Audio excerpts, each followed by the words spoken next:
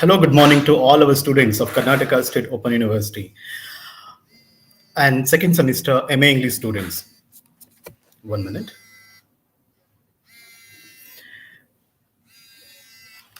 Subhash, I'm on live.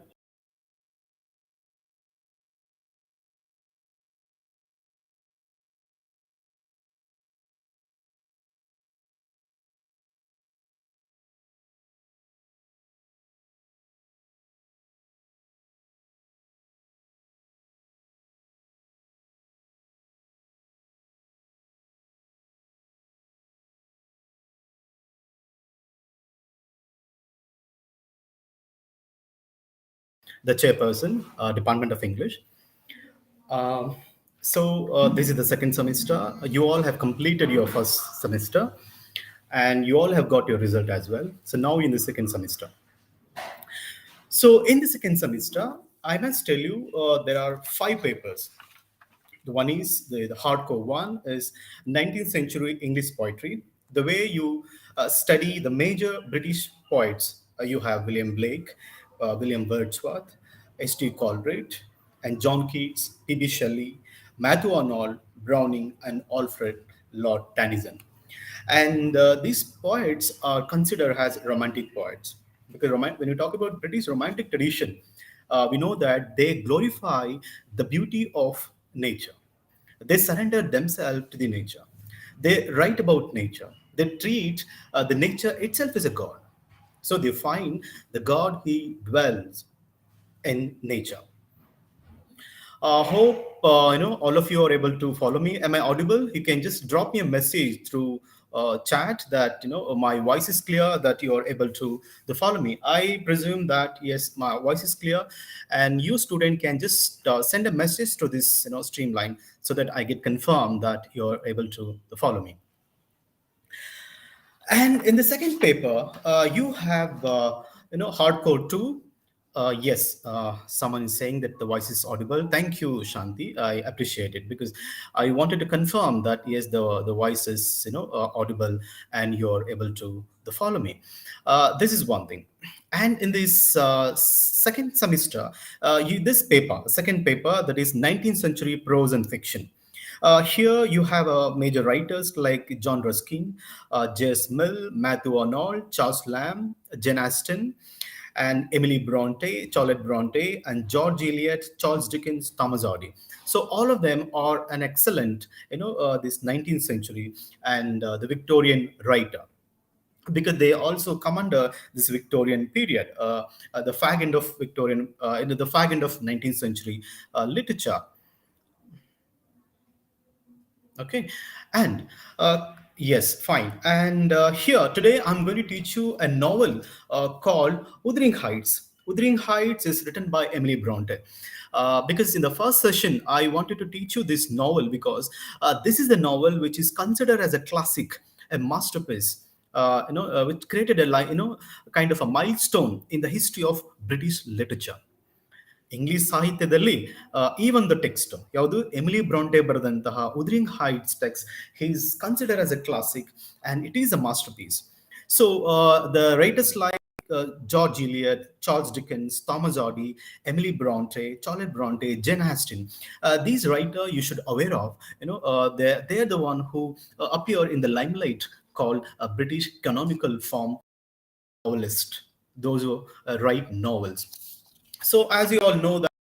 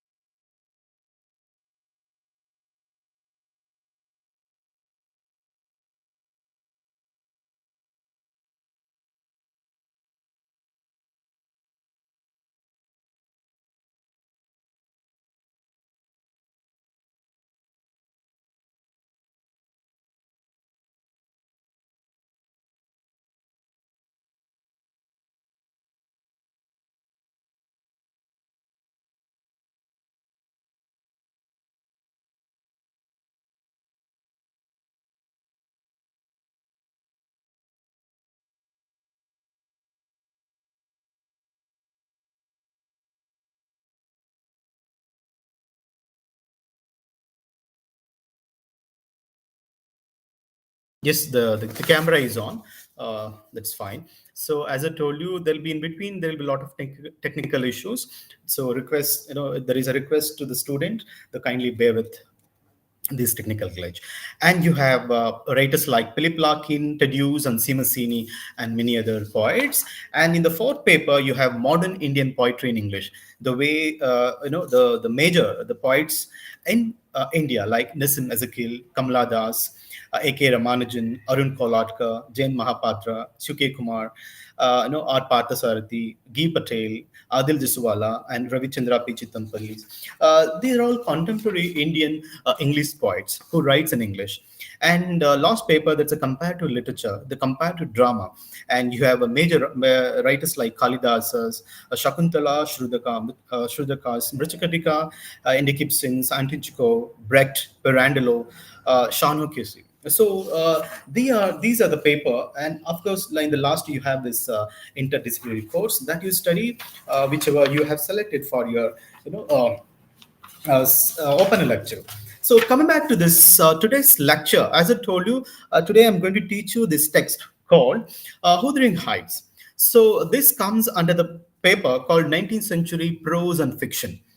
So, so what are the the issues that you keep in mind when you read this paper, when you study this entire paper? And student, yes, are you able to follow me? You can, meanwhile, you can also just drop a message because there was a lot pause 2 minutes ago. So just drop a message that you are able to connect with this class.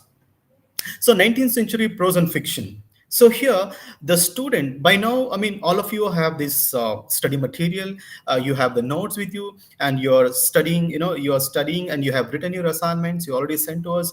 Of course, we are valuing your assignments. Now, you are almost the fag end of your second semester, because you are going to write your exam in the next month. So what has happened, coming back to this paper, that is 19th century prose and fiction. So here, there are three important, the fundamental objectives that you should keep in your mind. The one is to familiarize the students with artistic and moral imagination and aesthetics of 19th century, the prose and fiction. So I repeat, the student, you should familiarize the student with the artistic and moral imagination. So what is the artistic? The writing, craftsmanship, ಬರಹಗಾರರ ಆ ಕಾದಂಬರಿಗಾರರ ಒಂದು artistic values ಹೇಗಿತ್ತು, ಅವರ writings, the ಶೈಲಿ ಹೇಗಿತ್ತು. See, the voice is not audible. Okay. Some say the voice is clear, and some say the voice is not audible, but probably due to some internet connection. And you all know that from 19th to 25th there is also offline class. You can come to Mysore, the head office, I mean KSOU main center. You can also attend the classes, but because if there are some technical problem, if you're not able to listen my voice, you student can just come in this personal contact program. It start from 19. Of course, the information is given in the website. You all know, by now you all are aware of that. So, to familiarize the student with the artistic and moral imagination of aesthetics of 19th century prose and fiction. So, there is a kind of moral aesthetics. So every writer, every novelist, has some fundamental, the writing, ethics, the morals, aesthetics toward the society, because you can't write something superficially, you can't something write artificially, without some message to the entire society, to the whole community. Yes, when you talk about the Wuthering Heights, especially the Emily Bronte, she's instructing, she's directing, she's guiding, the entire reading community with some values.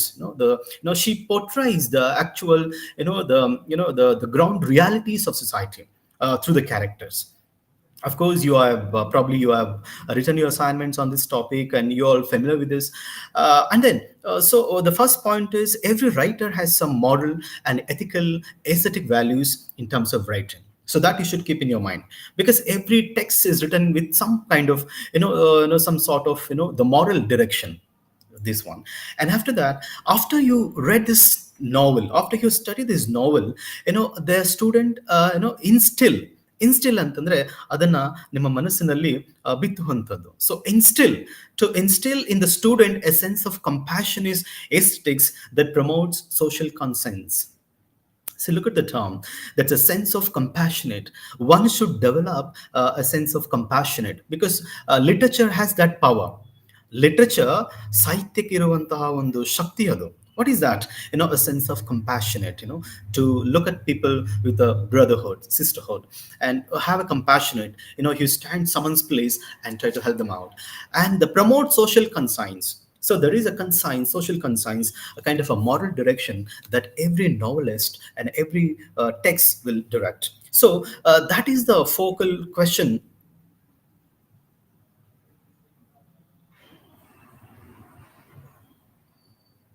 Yes, some of you sent a message. That's fine, but what you have to do, just listen the class in between. Some of you saying that save this. This class will be in the YouTube streamline. It's already saved. So once the class is over, it will never stop there. It will be there forever. If you look at our website, uh, you know. Uh, so if you look at our case or your YouTube website, our classes of 3-4 years classes are still there.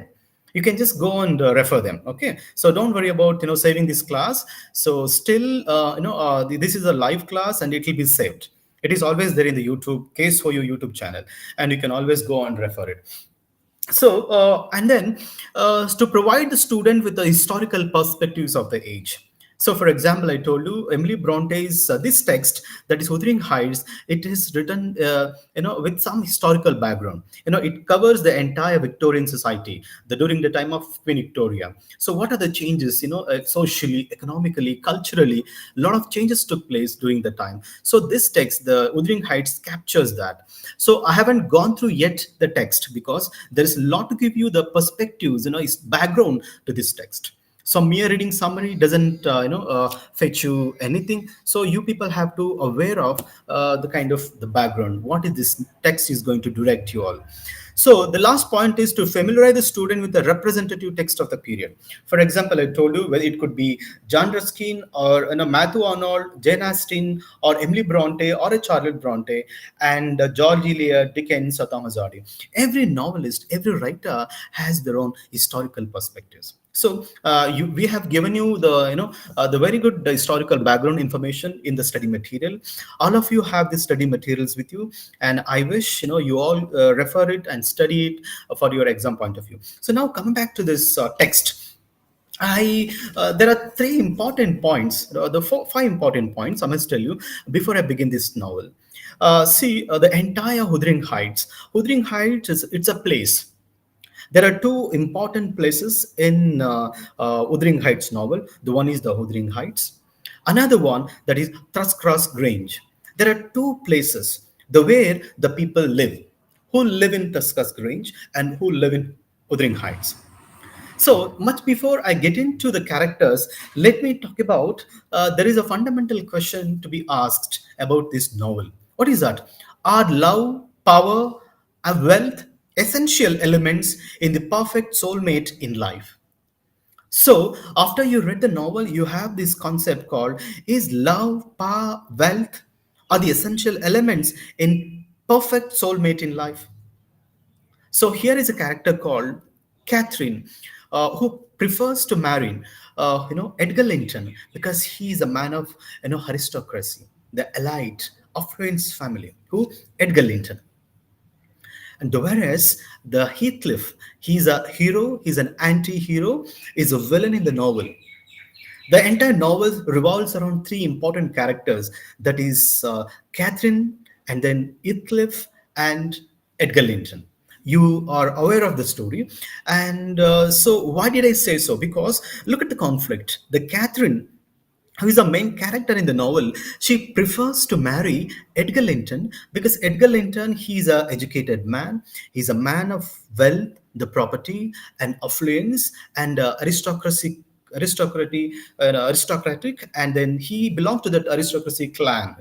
So for which she prefers to marry him, though she loved Heathcliff. The reason she said that, in case if I get married, Heathcliff, probably the societal norms will not accept, because he was an orphan, and our own father, the brought him from the Liverpool, and like a stepson, and once he died, and there is the friendship between you know uh, Catherine and Heathcliff, and then later on, there is the friendship turns into love, and love turns into the platonic love. ಒಂದು ಆದರ್ಶ ಪ್ರೇಮ ತನಕ ಹೋಗುತ್ತೆ. After that, eventually, and she will not marry him, just one reason, that he's not belong to that aristocracy clan, because the societal norms will not agree to marry him, and people may comment about her. So she prefers to marry. Somebody said the Wuthering Heights is a wonderful fiction. It is not a fiction. You have to call it as a novel, because it falls into the mainstream genre. ಸಾಹಿತ್ಯದ ಪ್ರಕಾರಗಳು ಅಂತ ನಾವೇನು ಕರಿತೀವಿ, novel, fiction, poetry, prose, short story, drama. So Wuthering Heights is fixed to this genre called a novel. It is a novel. Of course, all the novels are fictional. You're right, but we have the standard form that is a novel. Okay, novel form. So I was saying something. So Catherine, she even tells that in case if I get married, Edgar Linton, I can bring Heathcliff. I can even help him out. I can just be a kind of support to him. But as she doesn't marry him, so that is a big question. What is that? Is love, power, wealth essential elements in the perfect soulmate in life? This is the one question the novel raised. And today I have a class for even in the afternoon session. Of course, you all have the timetable. So probably it takes 2 hours for me to complete the text. So in the first session, I'll give you the introductory part, and I introduce some characters. The probably in my second class, probably between 2 to 3, I have another class, the same class for second semester. I'll complete this novel because I strongly believe in, even if you read one novel, you should read thorough it, because some students they read some novel themselves, but as a teacher I should give you a historical background. I should navigate you, I should guide you, I should take you to the right way, the right path, and how to approach a literary text. So there is a lot to read beyond the text. Could be like the background, could be like the historical perspectives. So I must tell you, this novelist, Emily Bronte, during Emily Bronte's lifetime, Britain underwent changes that transformed the lives of the people.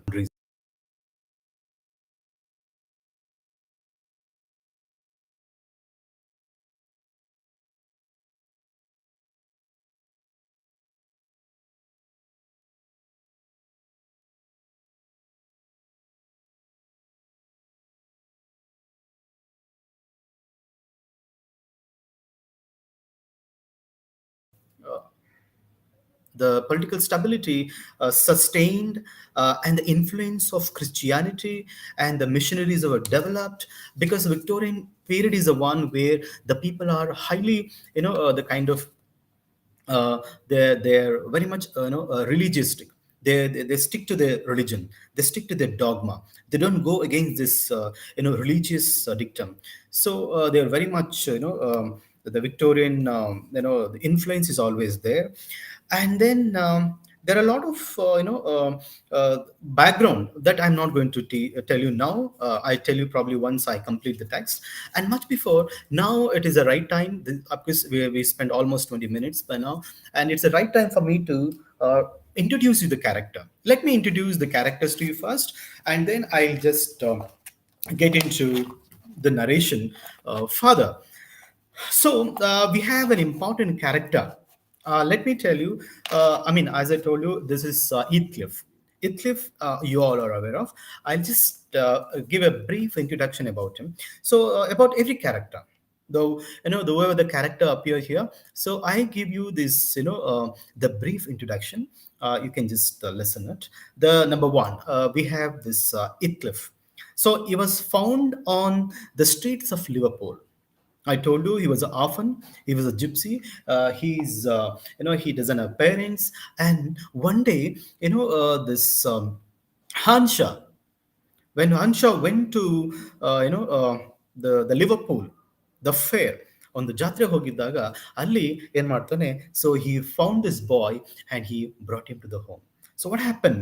So found on the streets of Liverpool, and he and Catherine the grow close, and love is the central theme. His revenge against Hindley Edgar is, further depicted in the novel. I told you. So he was found in the streets of Liverpool, and gradually he develops a revenge against both the Hindley. Hindley, he is the brother of Catherine, okay, and he's the son of Ansha. And we have another character, that's Edgar Linton.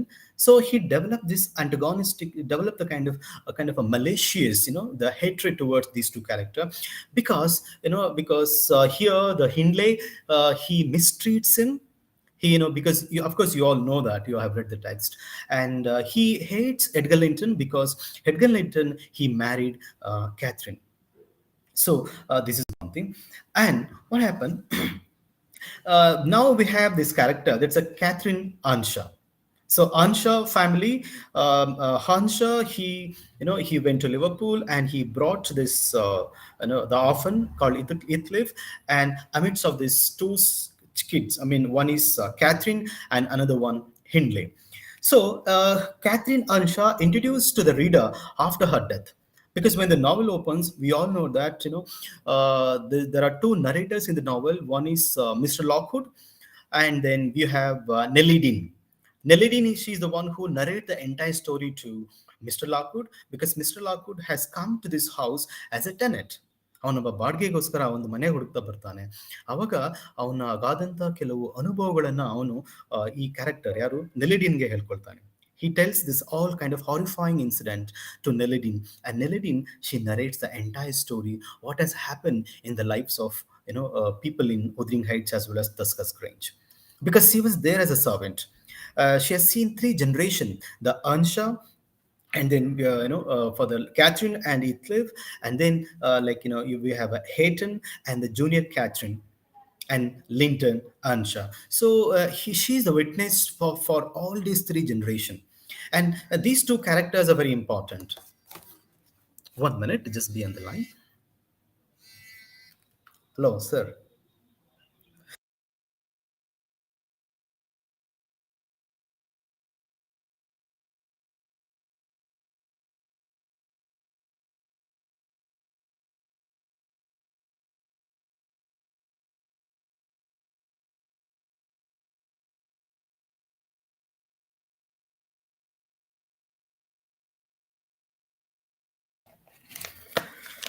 So I was telling this, talking about these characters, that is a Nelidine.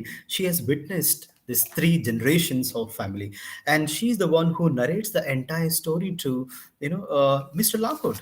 And Mr. Lockwood, also become a narrator here. That I tell you further how he has become a narrator. So there are two narrators in the novel. One is Mr. Lockwood, and we have Nellie Dean. So introduced to the reader after her death, because when the novel opens, Catherine, she's no more, she's dead. And through Lockwood's diary, because Lockwood, he narrates his experiences, incidents in the diary, and to the diary, we have come to know about her. So her decision to marry Edgar is allegorical rejection to surrender, to herself to the culture. So I told you, because Catherine, she reject, uh, you know. Heathcliff, and she marries Edgar Linton. So that it's an indication that she surrendered herself to this, culture, not to the nature. Had it been the nature, she could have preferred the whom she loved, but she married somebody because she preferred the culture, the society, the way she born and brought up. And now we have another character, the Edgar Linton. Oops, dear student, that you are able to follow me. Are you able to follow me? You're getting. Did you make any sense out of it? Are you getting my narration? The way I've been explaining it. So probably your offline class, when you come to the case for you, the main branch, probably after 19th, probably you will learn much more effectively, because in the online classroom platform there'll be some technical problem. Probably you're not able to follow. There'll be some problem that keep all that in your mind, and. And this, and you have Edgar Linton, another important character. He resides at Truscas Grange. His higher social status. So he's the one who resides at Truscas Grange. and that you know that. And he's the one who marries whom? Nelly Dean. I'm sorry, he is the one who marries, Catherine Ansha. That's one thing. So Edgar Linton, who marries Catherine Linton, and then we have the Catherine Ansha. We have another character, that's a Nelly Dean. She's the main narrator. Okay, you're able to follow it. So Nelly Dean, she's the main narrator of the novel and a servant to three generations of the Ansha. As I told you, she has seen the generations of the generations. And we have another character, it's a Isabella Linton. Isabella Linton, she views Heathcliff romantically and despite of Catherine's warning. So Isabella Linton, she is the sister of Edgar Linton. And though, Catherine, she wants her not to marry Heathcliff because she knows his, hidden agenda, probably to acquire the property, probably to trouble her, because she has seen his real nature, his real human tendency. So she wants her not to marry Heathcliff, but despite, she marries him. And then, despite of Catherine's warning, she became prey for Heathcliff revenge against Edgar. And later on, she was bitterly treated by, Heathcliff. This is one thing. And we have Hindley Ansha. Hindley Ansha, he's the son of Mr. Ansha, and he's a brother of Catherine, Ansha, and this one. And then we have Kathy Linton. Kathy Linton, she's the daughter of both the Catherine and Edgar Linton. That you know it. And we have Linton Ansha. Linton Ansha, he's the son of Heathcliff and Isabella. There are important character. Okay, fine. So there are other important character. Probably I explain once, I just get into elaborate this character. So now, coming back to this novel. So we will begin with the novel. I introduced you the major characters almost. As I told you, the major characters, like there are two narrators. This Wuthering Heights novel, it is known for the narrations. It's known for the writing potentiality of the novelist. That's Emily Bronte. She uses this, zigzag movement, the flashback narration, introducing two characters. This is also kind of a unique, the characteristics portrayal of Emily Bronte. And now, as I told you, there are two narrators. That is, Nelly Dean, and we have Mr. Lockwood. And Nelly Dean, she's a servant, remember, and Mr. Lockwood, he's a tenant. And then we have other character, that is the Catherine Ansha and the Hindley Ansha. They're the two children of Hansha, Mr. Hansha, the head of Wuthering Heights, and then to them there'll be another the newcomer, that is Heathcliff. Heathcliff, I told you, was an orphan, and Mr. Hansha, they brought him home when he found this boy is an orphan, having no people with him, and he's an orphan. And then when Heathcliff joined this two people, the Catherine Hindley. What happened? Hindley gradually develops a kind of a the hatred. As I told you, the malicious tendency, who hates him, and because he thinks that Heathcliff, he's stealing the love and affection from Mr. Hansha, that is Hindley's father. Because Hindley's father, that is Mr. Hansha, is a very stern man. He's a very strict person, highly disciplinarian, and he always gives some commands, instruct to this Hindley, which Hindley doesn't like. He hates his father. Whereas Heathcliff is an orphan. Mr. Hansha, he always protect him. He loves him, and he shows affection towards. In a way, gradually, even Catherine also become closer to Heathcliff. So the friend turned into love and then affectionate, and gradually they fell in love with one another, and there is a platonic love develops. There is no any kind of lust. There is no lust. There is no any kind of the lust in terms of any kind of a sexual or physical contact with this character. Their love is still a pure. It is a platonic love on the Adarshavadantaha on the sambandha. But the very tragedy is that they haven't they didn't get married, and throughout his life, Heathcliff, he develops a kind of, the kind of strong rejection towards this so-called civilized people, especially the Wuthering Heights. He develops a kind of hatred toward these two people. And after that, we have another character, that is Edgar Linton. Edgar Linton, who lives in Thruskos Grange, and that is called as the Linton family. Wuthering Heights, Wuthering Heights, we have Earnshaw families, and whereas Thruskos Grange, we have Linton family. In the Linton family, we have Edgar Linton, and we have Edgar Linton's sister, that is Isabella Linton. And one thing is that, the question is that how this Wuthering Heights and the Tuscas Grange, they united, how they get connected. Because here Edgar Linton, he marries the Catherine Earnshaw, the very brilliant, very beautiful woman, and and so does Catherine Earnshaw. She decided to get married Edgar Linton, and ultimately, Heathcliff, he develops this kind of hatred towards them. And eventually, when Isabella Linton, the sister of Edgar Linton, the sister of Edgar Linton, he is also married. Isabella Linton, she marries, Heathcliff, and she doesn't know that she's going to be a prey. ಆಕೆಗೆ ನಾನು ಬಲಿಪಶು ಆಗ್ಬೋದು ಅನ್ನೋ ಒಂದು ಪರಿಜ್ಞಾನ ಕೂಡ ಇರಲ್ಲ. She fell in love with Heathcliff fanatically. She fell in love with him madly, and she fell in love with him. And despite of Catherine recurrent advice not to get married this person, because he has some hidden agenda, isn't and but despite she get married, and she tortured. She was completely, she was brutalized literally, and she repent for that. And then this is one thing. And other characters I told you, so I introduced the major characters. The third generation, like we have Kathy Linton. She's called as a junior Kathy. She's the daughter of Edgar Linton and Catherine, and important character.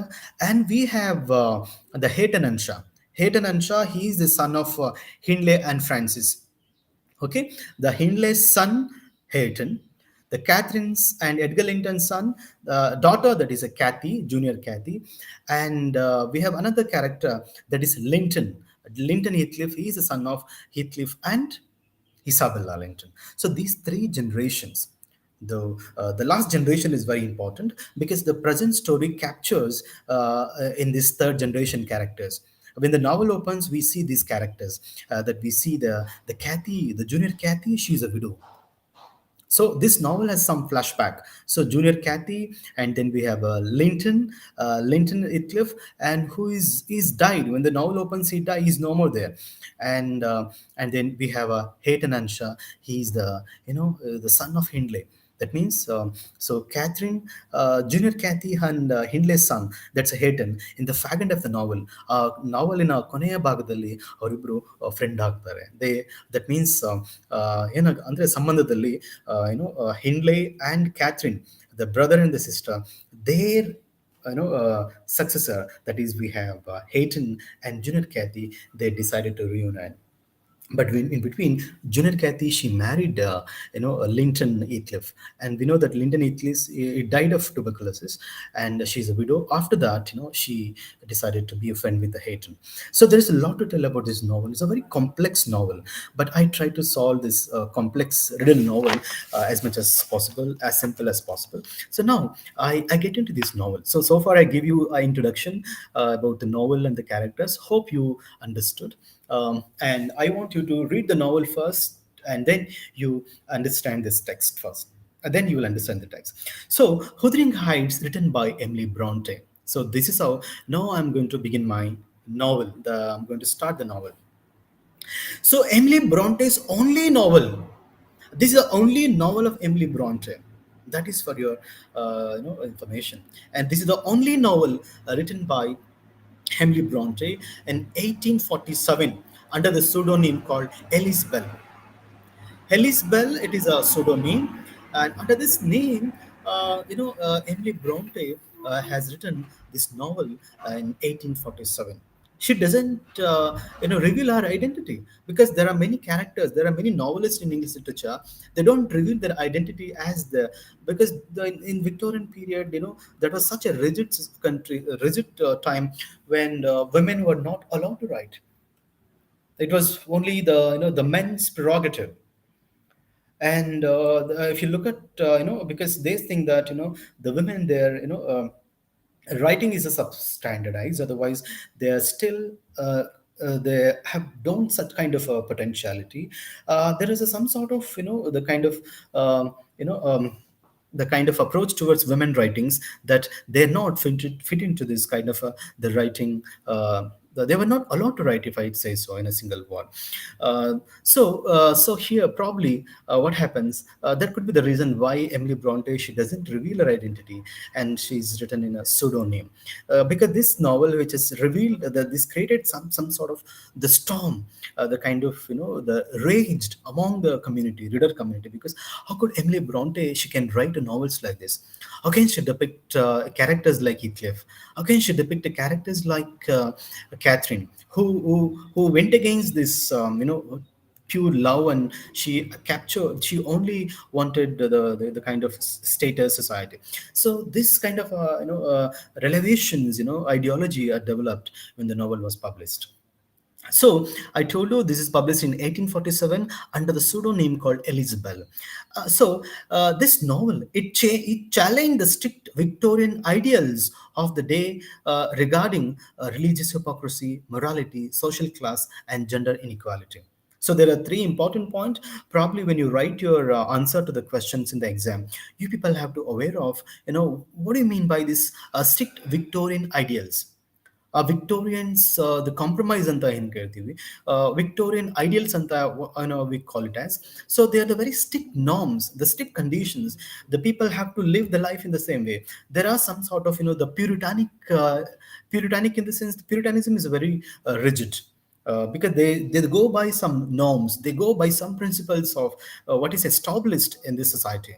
So this novel, it has some puritanic values. It challenged the strict Victorian ideals, as I told you, and there is hypocrisy, and there is the question of morality, how far it is justifiable, social class, yes it is, and the gender inequality. So all these important component issues are to be discussed in this novel. So now, let me start the novel. When the novel opens, Kadambari started.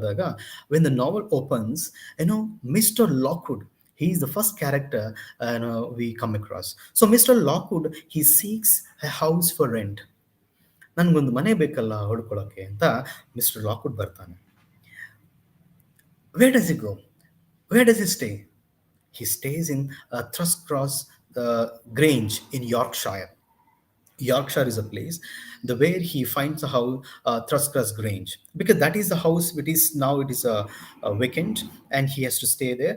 But he has to approach the master. Who is the master? Wuthering Heights. For your surprise, when the novel opens, Heathcliff is a master of both the house, both the Thrushcross Grange as well as Wuthering Heights. The question is like how he has become the master. What about Ansha family?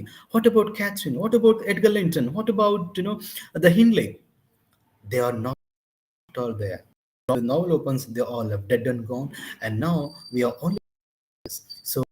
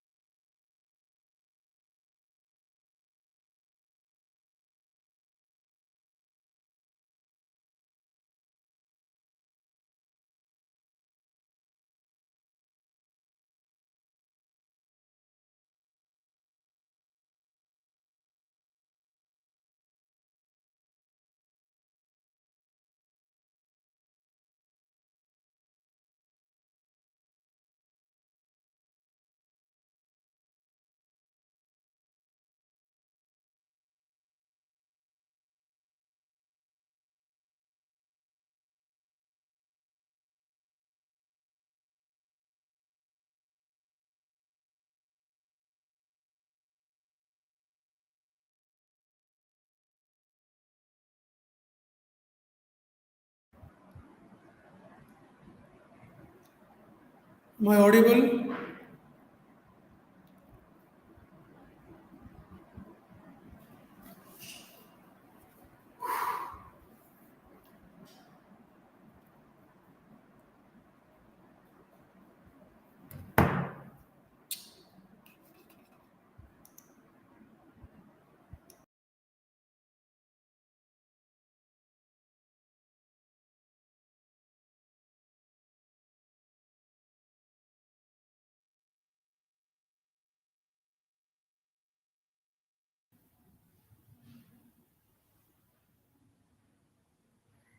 Hello, dear student. Okay, because there is some technical problem, so I couldn't connect it in a moment, in a minute. So I was describing this incident, that how Mr. Lockwood had a nightmare, and he expresses to Mr. Lockwood, and expresses that to Mr. Heathcliff, the master of Wuthering Heights and the Tuscas Grange, and immediately was sent back to Tuscas Grange. And there, the Nelly, she's the one who narrates the entire story to him. How does she narrate the whole story to him?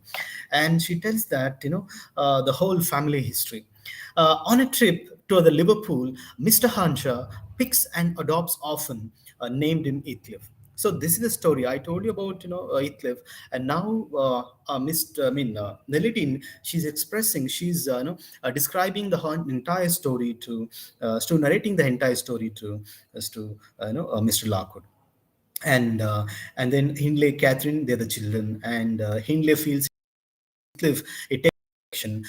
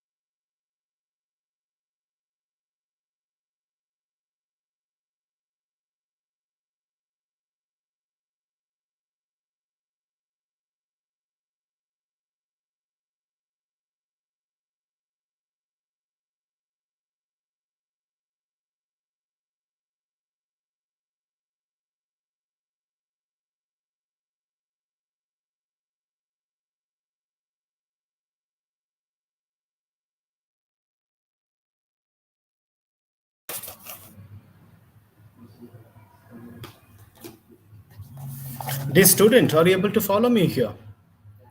Some internet connection is very much disturbing, and I could not connect to this class since almost 5 minutes. Yes, yes. Now are you able to listen me? Is it the voice is clear? Wanajachi, Rai, some of you are say yes. Is the voice is clear? So shall I continue the story? So now we come to know that the Catherine and Heathcliff, they become friends and spends hours in the moor, and they grow closer. And what happened? So then we understand that Heathcliff and the Catherine, they grew closer one another, and they have the kind of a stability in the relationship, because their relationship is healthy. And then there is one big question is, now how does Hindley respond to their friendship? Because he understands that the father always mistreats him, and he hates these two people's closeness.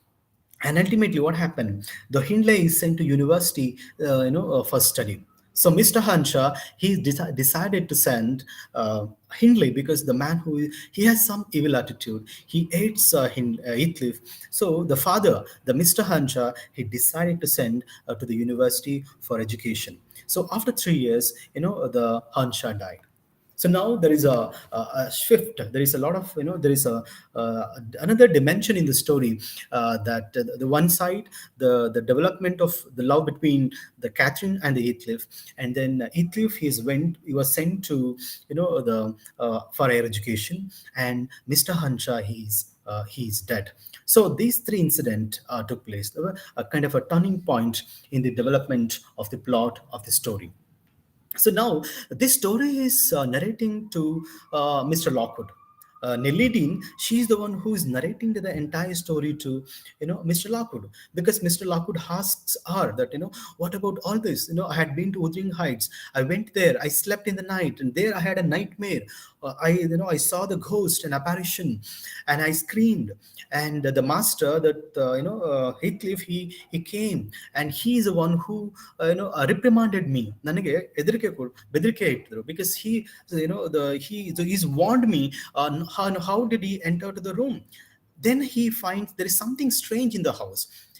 Then it is a ghost of Catherine, because Heathcliff, he madly fell in love with the Catherine. So after that, he went back, and when he asks the Nelly, because she was a servant at Wuthering Heights, and she's narrating the whole story. This is what happened. The Mr. Hanshaw, he picked up this boy, and he treats him like his own son, and where Hindley develops an attitude and hates him. And the Catherine and Heathcliff, they become closer, they become friend, and all that. You're getting the story now. Yes, this is one thing. So, and after that, Hindley, he sent back to higher education, and Mr. Hanshaw died. And now Hindley becomes the landowner. He is now the master of Wuthering Heights. So when the father died, when the Mr. Hanshaw died, then who is the head of the entire property house of Wuthering Heights? It is none other than the son, who happens to be the the that's a Hindley. So Hindley becomes the master. The question is then how Hindley treats Mr. Heathcliff, because in a way legally he's not at all the the he is not at all eligible for any kind of the ownership. He's there as a as a guest, is still a foster child son. So legally, he does not have any role to play to acquire the property. Ultimately, Hindley is the owner of the property. So Hindley, he's the master of Wuthering Heights, and he married, and his wife, that is Frances. The Frances is his wife, and he comes, and he allows Heathcliff to stay, but only as a servant, and regularly mistreats him.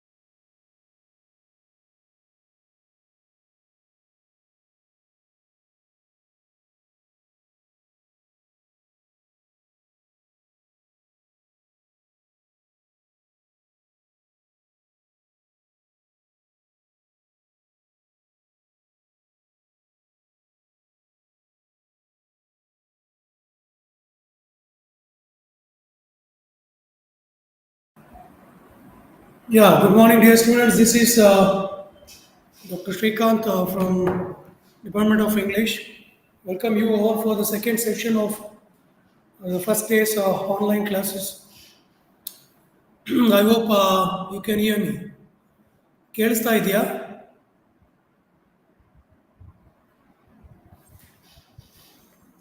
Second semester students ಅಲ್ಲ ಇದು?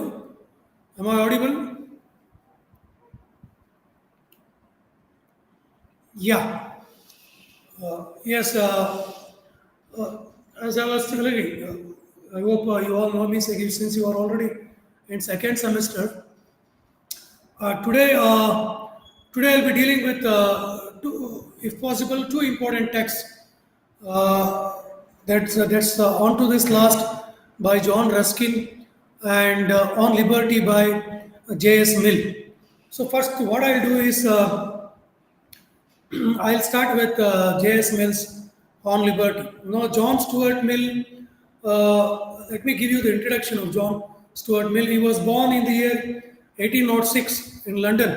1806 in London, and he was the son of famous ardent reformer called James Mill. Famous and ardent reformer called James Mill. James Mill, who was known for utilitarian philosophy. J.S. Mill's father, James Mill, was known for utilitarian philosophy. Utilitarian philosophy. So, what do you mean by utilitarian philosophy? So, utilitarian philosophy says that whatever that is good, whatever that is good, available, is meant for all. It's not meant for limited number of people. So, whatever that is good or good things that are available around you is meant for everyone. It has to be equally shared. So it's not meant for only limited number of people. You know, J.S. Mill was also immensely influenced by one of her friend called again Harriet Taylor. Harriet Taylor was a good friend of J.S. Mill. Was a motivating factor. Was a motivating factor for Mill in all his works. In all his works, particularly for this book. The book is a tribute. Is a tribute of Mill in memory of Harriet Harriet, Harriet Taylor, Harriet Taylor, one good friend of J.S. Mill.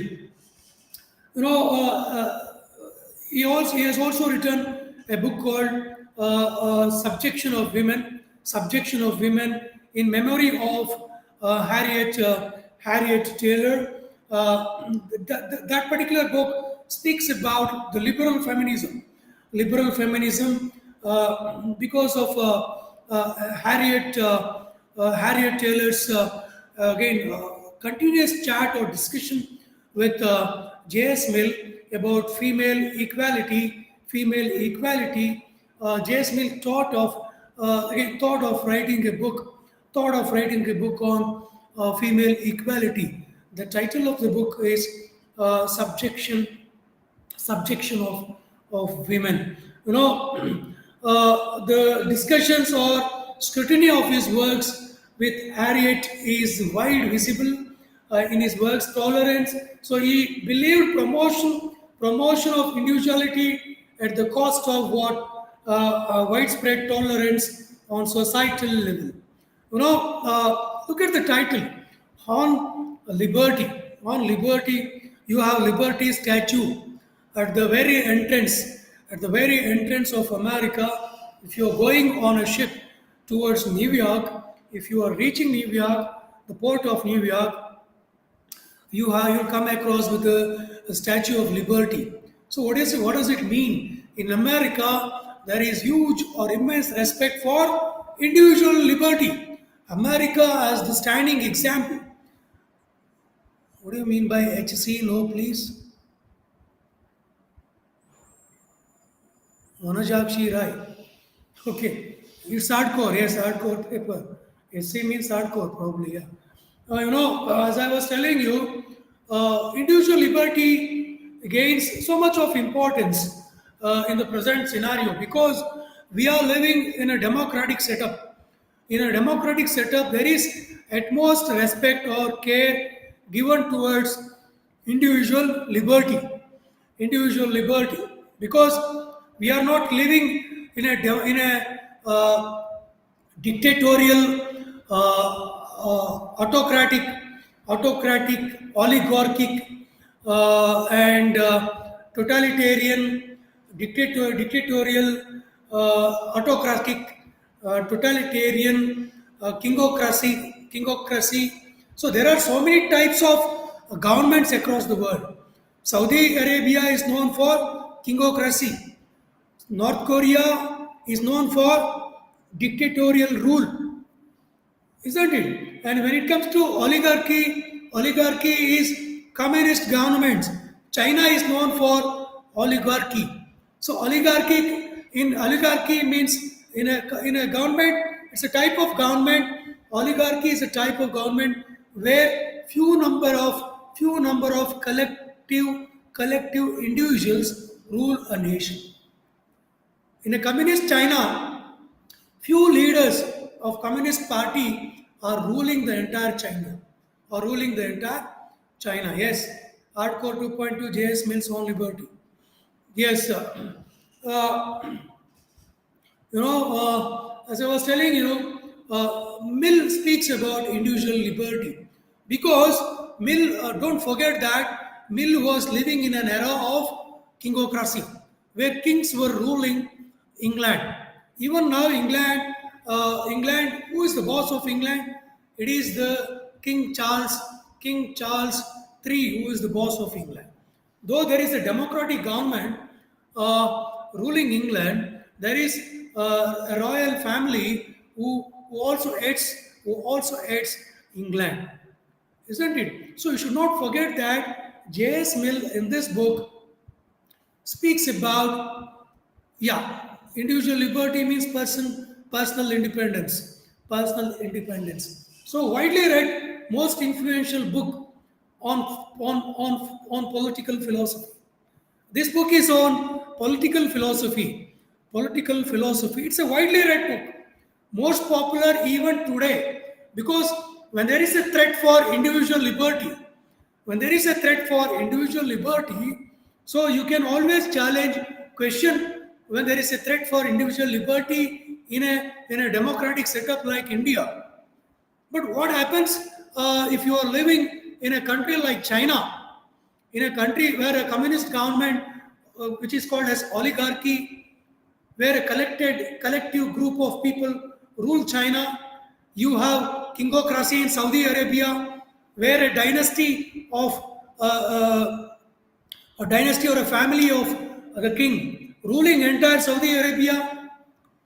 You have a dictator called Kim Jong Un. Kim Jong Un ruling North Korea. He belongs to the third generation of that family ruling North Korea. So, and you have military rule in Burma, another neighboring nation of India. China, you have oligarchy, and you have military rule in Burma, and you have anarchy also sometimes. When there is no government at all, you'll find anarchy. Okay, so individual liberty is of highest importance in the present scenario because there is too much of interventions, too much of poking the nose. Even when governments intervene your individual liberty, challenges your individual liberty, when there is a threat for your individual liberty, it is suffocating. So too, it is suffocating to survive. ಉಸಿರುಗಟ್ಟಿರುವ ವಾತಾವರಣ ಆಗಿರುತ್ತೆ. But in democracy, in democratic setup like India is so called democracy. We have a democratic government, but there is nepotism in every field in India.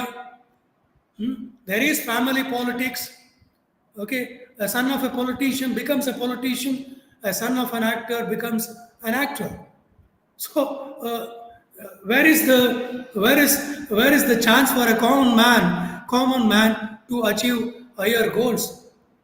If a common man thinks of becoming a politician or a leader, it's highly impossible in India in the present scenario, except few instances or few examples. But we should also appreciate that a common man has held highest positions in India, isn't it? Even now, a common man is holding a common man is now holding a highest position in India. So you have that opportunity to reach any goal, any target in a democratic setup like India. But there are some loopholes even in democratic setup, democratic kind of governments, democratic kind of establishments. Democracy, even because people having money can buy jobs these days, isn't it? It is impossible for a common man or a poor man to even get a government job. Very rarely, out of merit, through talent, they can get jobs. Otherwise, it is difficult, even in a democratic setup like India. So, what happens if you are living in a country like North Korea? So, you can't even, you can't even have your own style of again hairstyle, because the government in North Korea has fixed there are 55 different varieties of hairstyle which you have to follow. You cannot go for your own kind of hairstyle if you are living in North Korea. Okay, they have prescribed their own method of living, because it's suffocating in North Korea for a common man to survive or to live. So, keeping all that in mind, you have to read this book. Keeping all that in the background, you have to read this book called On Liberty by J.S. Mill. As I told you, it's a widely read book, most influential book on political philosophy. Mill speaks about in this book speaks or answers so many prominent questions on the basic concept of liberalism. Liberalism is against what? Conservatism. You have liberal parties and conservative parties in England. Conservatives. Oh no, so sorry.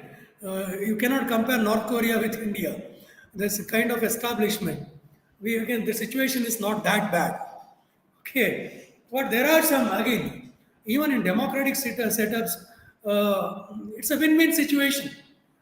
A person who is wealthy, who is mightier enough, survives, rules. Okay, in a democratic setup. Rich people, there is a huge disparity between poor and rich people in a democratic setup like India. But when it comes to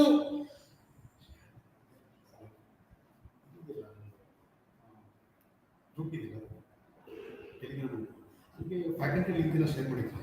ಇಲ್ಲ ಇದನ್ನು share ಮಾಡಿದ್ದು students ಮಾತ್ರ. Faculty link join ಆಗಬೇಕು room full.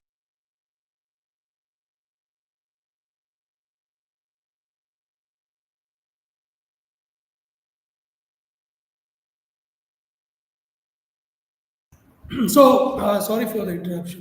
So, as I was speaking on, like you see, the entire book speaks about the basic concepts of lecture is on which subject.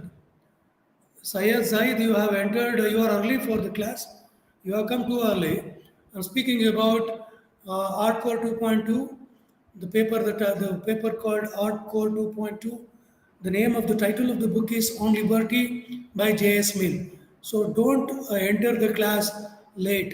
Okay, do not enter the class late, and please, if you have entered the class late, don't pass on the comments in the comment box. Just listen to the class and try to connect the things. Okay, I am not responsible if you have entered the class late. Got it?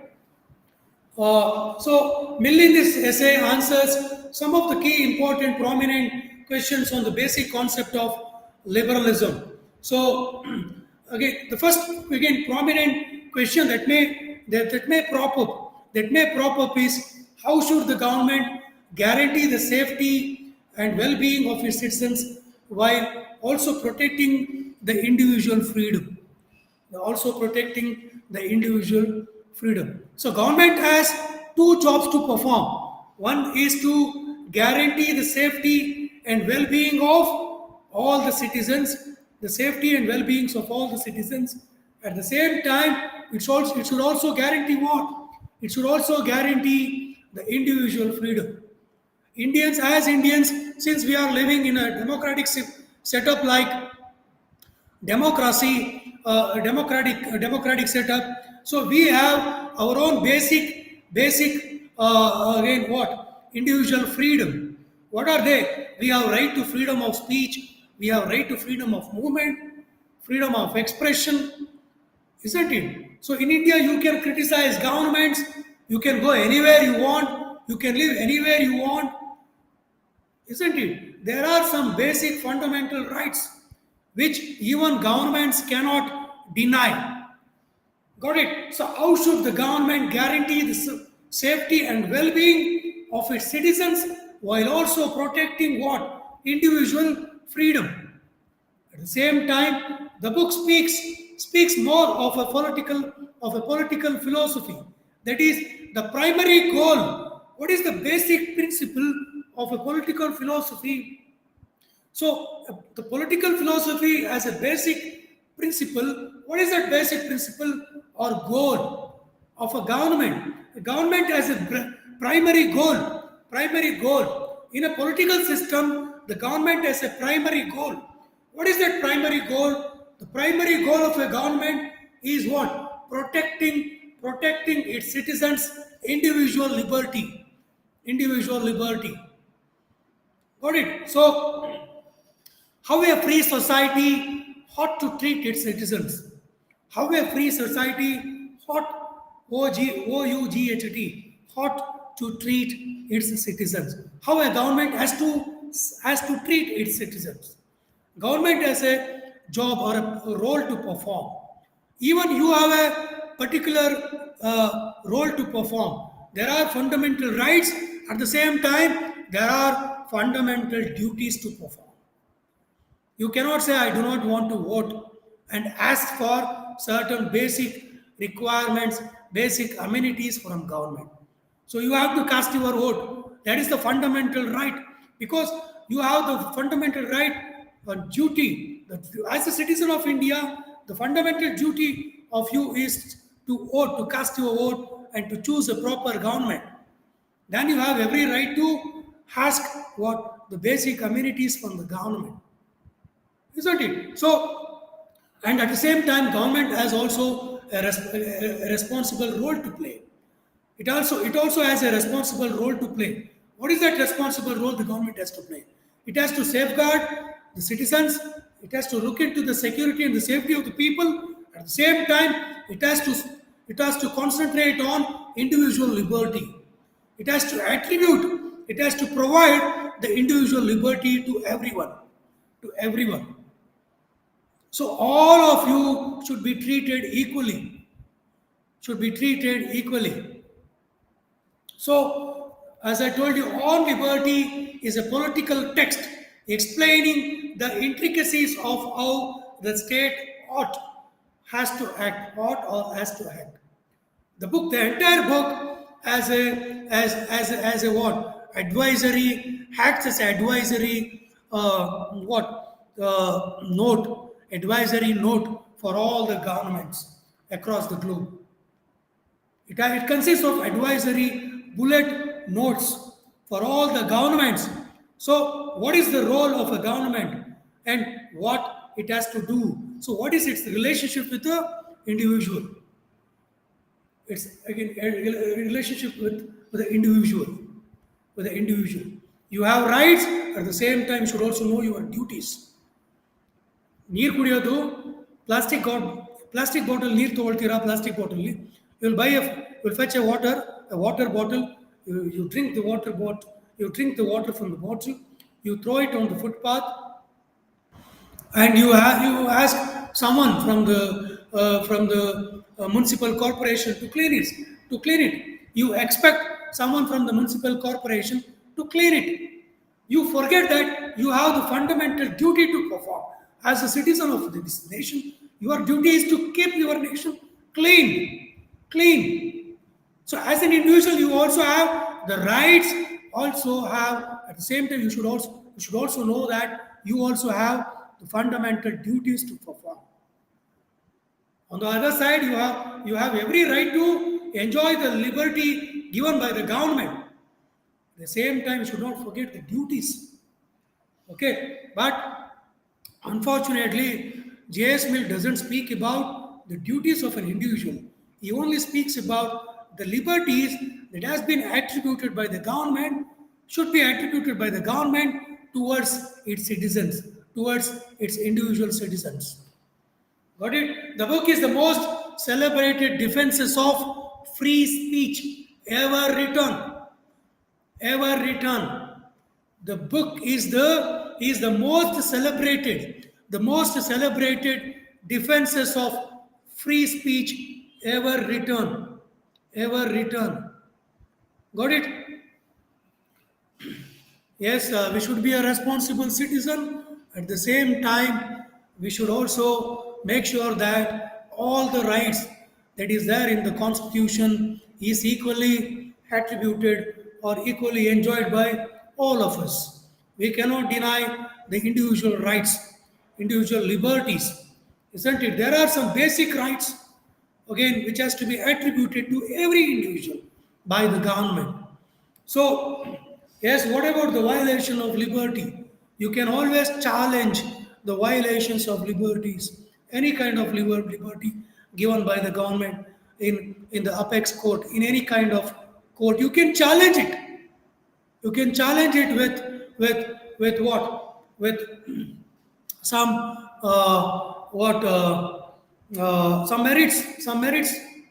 So, as I told you, in this elongated Mill concentrates much on one very simple principle, that is harm principle. According to modern commentators, we say the government or the authority can only stop or restrain an individual from acting only when his conduct or behavior or action may harm others or another individual. So governments can only, state government or let it be central government can intervene on in your liberty. We all know that each of us have individual liberty. So government can intervene in our individual liberty only when it feels that we are misusing our individual liberty and causing damage or harm to others with our actions or behaviors.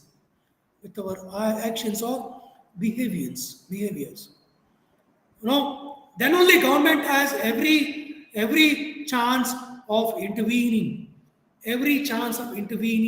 into individual liberty. ವೈಯಕ್ತಿಕ ಸ್ವಾತಂತ್ರ್ಯದಲ್ಲಿ ಸರ್ಕಾರಗಳು ಮೂಗು ತೂರಿಸುವ ಅವಕಾಶ ಯಾವಾಗ ಬರುತ್ತೆ ಅಂದರೆ, ವೈಯಕ್ತಿಕ ಸ್ವಾತಂತ್ರ್ಯವನ್ನ ದುರ್ಬಳಕೆ ಮಾಡಿಕೊಂಡು ಬೇರೆ ಸಮಾಜದಲ್ಲಿರ್ತಕ್ಕಂಥ ಬಹುಸಂಖ್ಯಾತ ಜನರಿಗೆ ನೋವುಂಟು ಮಾಡಿದಾಗ, ತೊಂದರೆಯುಂಟು ಮಾಡಿದಾಗ ನಮ್ಮ ವೈಯಕ್ತಿಕ ಸ್ವಾತಂತ್ರ್ಯದ ದುರ್ಬಳಕೆ ಆಗುತ್ತದೆ, ಅದು ಸದ್ಬಳಕೆ ಆಗುವುದಿಲ್ಲ. ಸೊ ಅಂತಹ ಸಂದರ್ಭದಲ್ಲಿ ಸರ್ಕಾರಗಳಿಗೆ ಎಲ್ಲ ರೀತಿಯಾದಂತಹ ರೈಟ್ಸ್ ಇದೆ, ಹಕ್ಕುಗಳಿದೆ. ನಿಮ್ಮ ಒಂದು ವೈಯಕ್ತಿಕ ಸ್ವಾತಂತ್ರ್ಯ ಅಥವಾ ಹಕ್ಕುಗಳಲ್ಲಿ ಮೂಗು ತೂರಿಸಲು. I hope you understood. So this is what he means. So government has every chance or every opportunity to poke its nose when you cause damage or harm on the liberty of the mass or the people. For example, during communal clashes.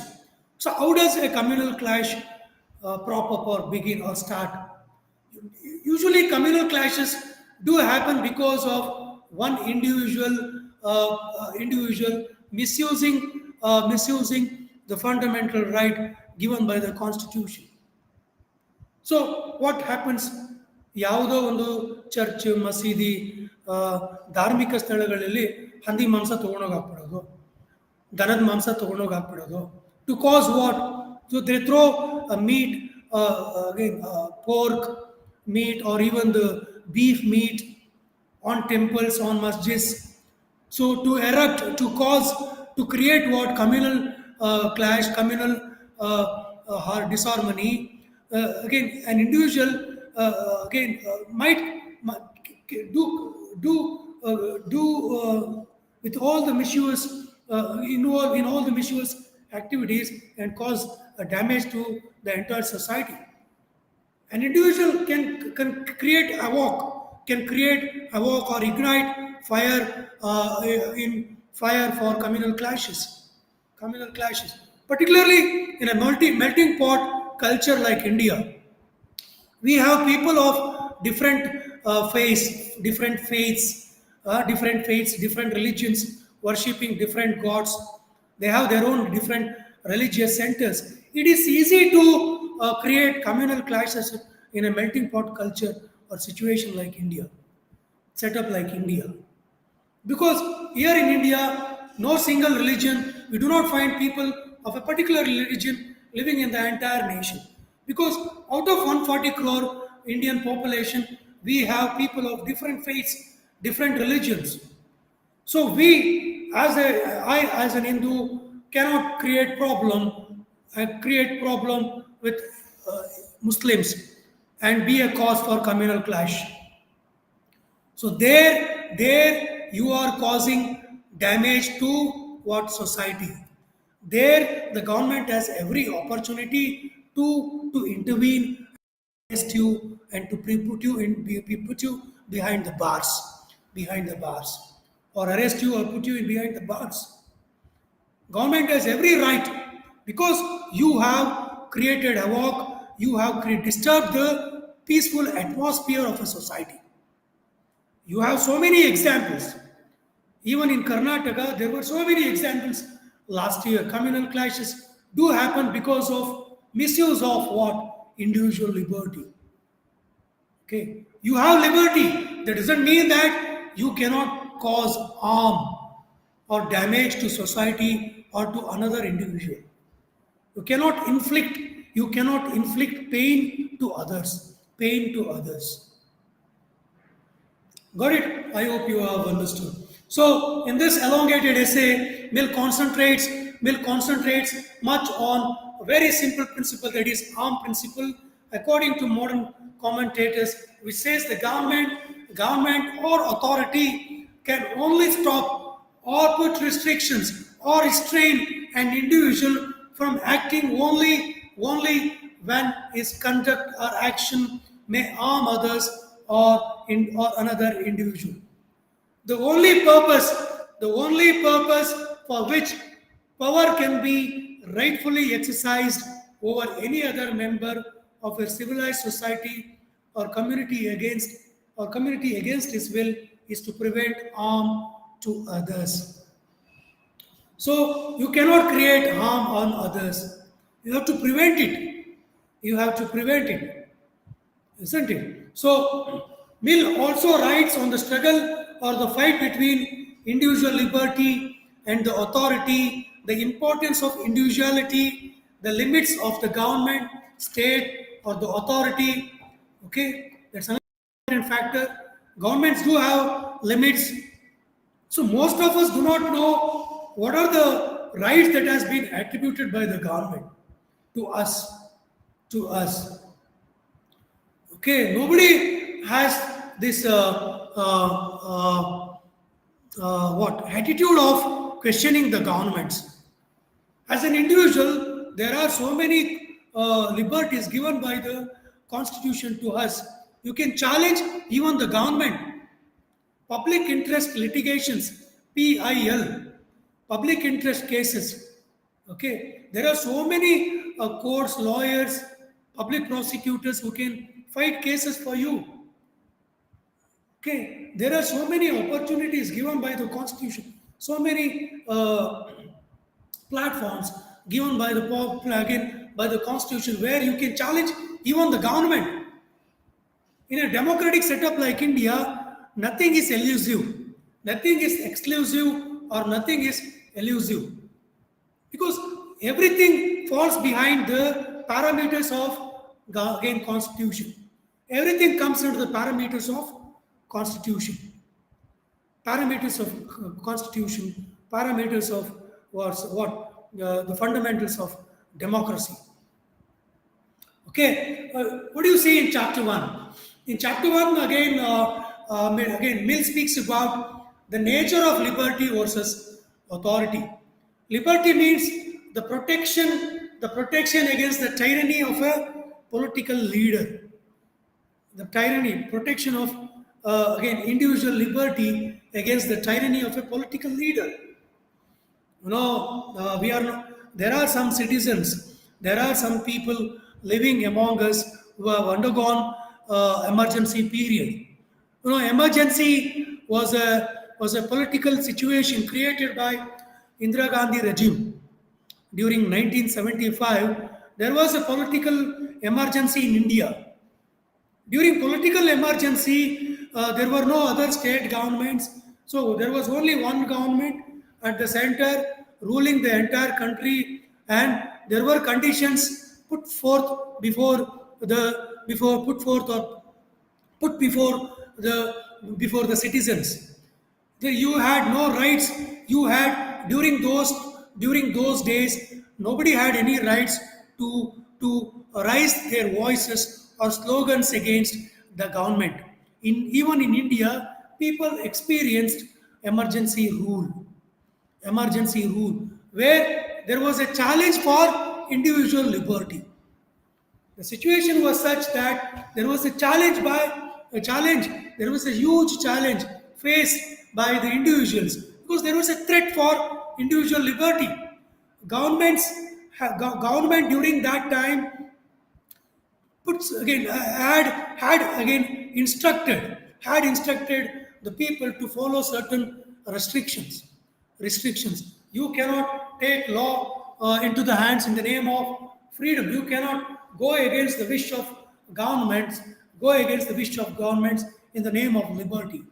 So liberty versus authority, that is the important factor that Mill speaks in the first chapter, where the protection against the tyranny of political leaders. To achieve liberty, limits on authority ought to be imposed, which will help in making a ruler just a tenant rather than a perpetual ruler. Okay, in a democratic setup, nobody is a perpetual ruler. He is just a tenant. ಯಾವನೇ ಒಬ್ಬ ಪ್ರಧಾನಿಯಾಗಿ ಯಾರೇ ಒಬ್ಬ ವ್ಯಕ್ತಿ ಪ್ರಧಾನಿಯಾಗಲಿ ಕೂರಲಿ, ರಾಷ್ಟ್ರಪತಿಯಾಗಿ ಕೂರಲಿ, ಅವನಿಗೆ ಅದು permanent ಆಗಿ ಏನು ಫೆವಿಕಾಲ್ ಆಗಿ ಕೂತ್ಕೊಳ್ಳುವಂಥ ಪೊಸಿಷನ್ ಅಲ್ಲ. It's again, a ruler is a tenant in a democratic setup, not in kingocracy, not in dictatorial administration. You should keep that in mind. In North Korea, until and unless Kim Jong-un dies, nobody can think of reaching that position because he is the dictator ruling North Korea. On the other side, you have South Korea. Okay, a purely democratic country. Okay, so in a democratic country, a ruler is just a tenant. He is not a permanent ruler. He won't be there in the position for forever. I hope you have understood. Okay, so he is just a tenant rather than a perpetual ruler. Perpetual means permanent ruler. Mill is also worried that the majority of gaining more supremacy in any democratic setup. So majority of the people, gaining more supremacy will cause what? Will cause threat or problem to minority. So again, in a democratic setup, for example, there is nothing to hide. What is the condition of minorities in Pakistan? The condition of minorities in Pakistan is too bad. And the majority of the country, the majority of the people living in Pakistan are Muslims. So, what is the condition of minorities in Pakistan? And what is the condition of minorities in India? Okay. Somewhat compared to Pakistan, it is not bad. It is not bad. Though there are problems here and there, we have peaceful atmosphere, somewhat peaceful atmosphere, and people from minority groups also enjoying the benefits of democracy in India. Democracy in India. But for example, in a communist regime, you cannot think about any kind of any kind of liberty. In communist rule, you can enjoy equality, but not liberty. You cannot raise voice against communist regime. But governments make sure, the communist governments make sure that people living under its regime are all happy or enjoying the benefits of government equally, because there is no huge disparity between rich and poor in a communist country. There is no scope for capitalism. Bandawali Shahigalu, because in a communist regime like China, you can't think of people like Adani and Ambani. You can't think of people existing like Adani and Ambani. Means you cannot think of capitalists existing in a communist regime. So what I mean to say here is, it's the role of the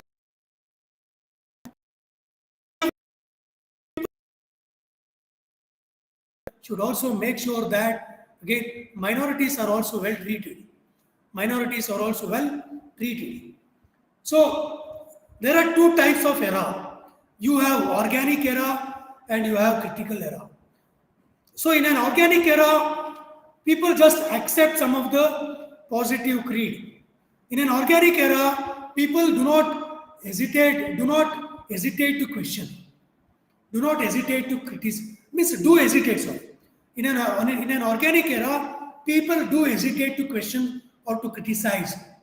In critical era, people yearn for new ideas. They long or desire for new ideas. So critical era allows people to pursue their lives in innumerable and conflicting directions. So in critical era, people can be critical. So people can be critically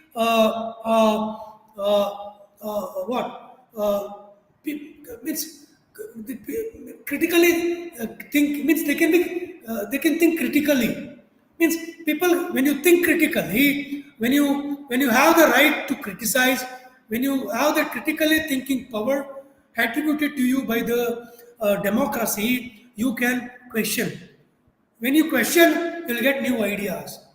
When you challenge the old stereotyped beliefs, you'll get new ideas. In a conservative setup, you cannot think of progress or change.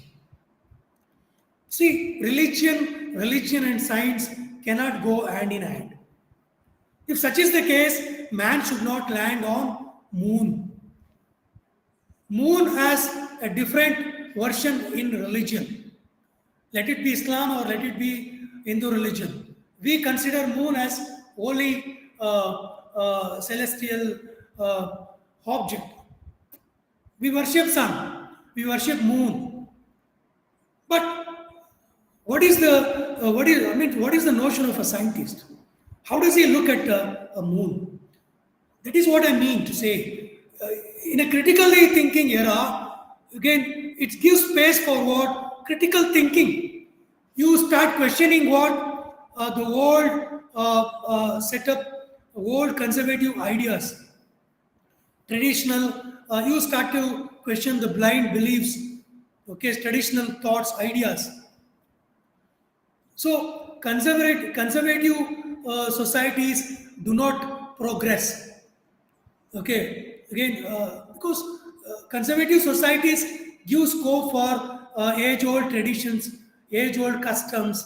They give scope for religions. Only societies which are scientifically progressive, rational, logical, such societies are scientifically advanced, technologically developed. I hope you are getting what I'm saying. I hope you have understood what I'm saying. So, the freedom to experiment, the freedom to think with the innovative ideas, with the different ideas and ways of life allows for what? Allows for progress, both morally and materialistically. Okay, so what do you see in chapter 2? Liberty of thoughts and discussion. So, lack of respect, Mill here again in here uses the lives of Socrates and Jesus. Again, J.S. Mill uses the examples from our history. One is a philosopher. Socrates was a philosopher. Another one is a religious man called Jesus the Christ. Mill here uses in chapter 2, he brings in some best examples from the human history. That he uses the lives of Socrates and Jesus. Socrates was put to death. Socrates was put to death. Socrates was put to death by an Athenian jury. On the charges of impiety. What do you mean by impiety? Lack of respect or reverence towards God. Socrates, you see the lineage. Socrates was the guru of Plato. Socrates was again he is considered as the most intelligent human being. Okay, who belongs to that era. Was an Athenian. He belongs to Athens from Greece. You look at the lineage. You have Socrates. Socrates had a disciple called Plato. Plato had a disciple called Aristotle. Aristotle had a disciple called Alexander the Great. So you look at the chain. Okay, Socrates questioned the existence of God. So he was put to death. He was hanged. He was prosecuted by the Athenian jury during that time because Socrates questioned. He had disbelief or reverence towards God. He never believed that the God existed. So Socrates was put to death. On the other hand, you have Jesus Christ. He was also put to death because for what purpose? Whereas Jesus was crucified for believing in God, for believing in the existence of God. Two contradictory pictures from human history, two contradictory images, contradictory characters. Mill believes all silencing of discussion is an assumption of infallibility. What do you mean by for infallibility? Thinking that again fault again, infallibility means faultlessness or thinking that everything is perfect. So, thinking that everything is perfect and not allowing the society or the people to discuss new ideas is very much wrong. Is very much wrong, according to Mill. Mill explains that all mankind minus one were of one opinion and only one person were of the contrary opinion. Mankind would be no more justified in silencing that one person than he. If he had the power, would be justified in silencing mankind. If one man has the power in silencing the mankind, you should allow that one man to speak. Because that one man might be having some critical idea, critical thinking, might be having some innovative idea which may serve the purpose of mankind, which may serve the progress of mankind. So, ಮನುಷ್ಯನ ಪ್ರಗತಿ ಹೇಗಾಗಿದೆ. So how has this the development or the progress of mankind has happened. With all the invention of telescope by Galileo said the shape of this earth is round, and the Copernicus said it is not it is not heliocentric, it is geocentric. And Galileo was prosecuted by all the people who believed in religion. They called him as again because this blasphemy law was severe during that time. ದೇವರಲ್ಲಿ ಅಪನಂಬಿಕೆ ಇದ್ದರೆ ಅವಾಗ ಪನಿಷ್ಮೆಂಟಿನ ಶಿಕ್ಷೆಯ ಪ್ರಮಾಣ ಜಾಸ್ತಿ ಇರ್ತಿತ್ತು. ಗಲ್ಲೊಂದೇ ಶಿಕ್ಷೆ.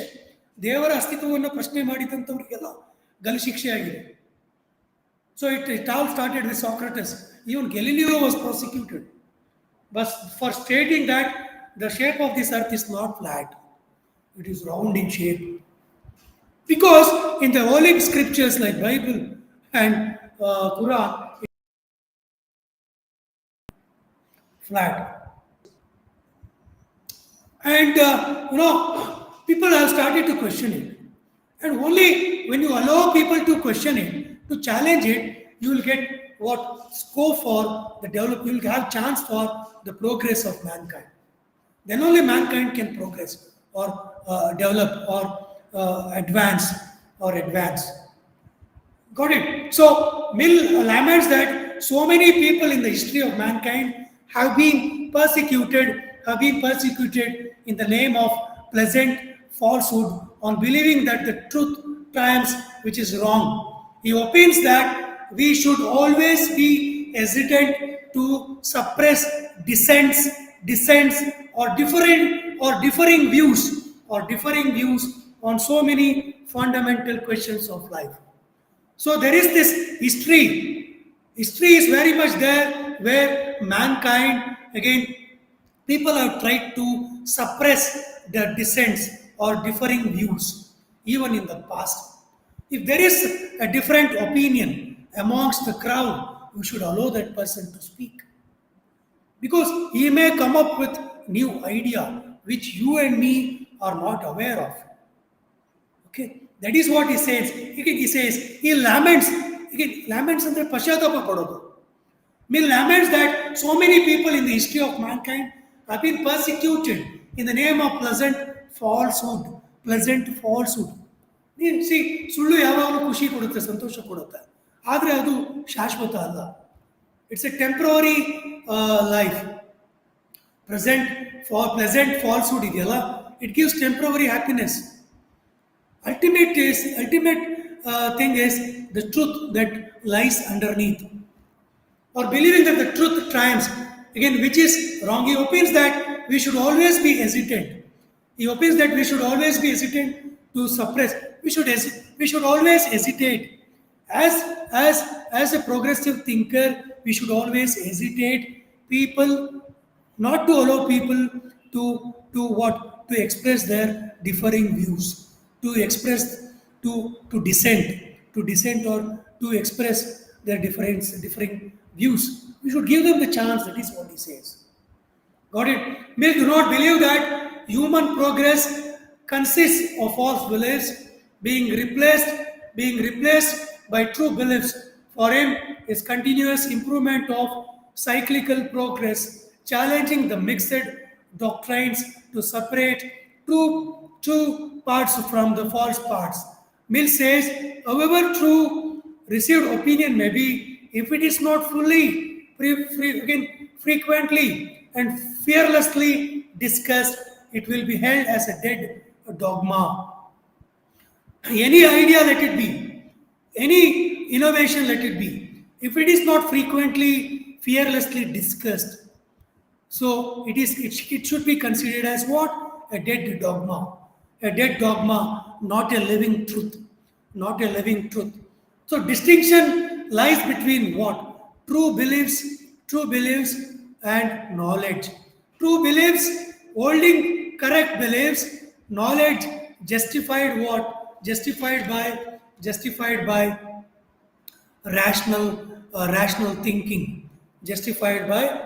rational thinking.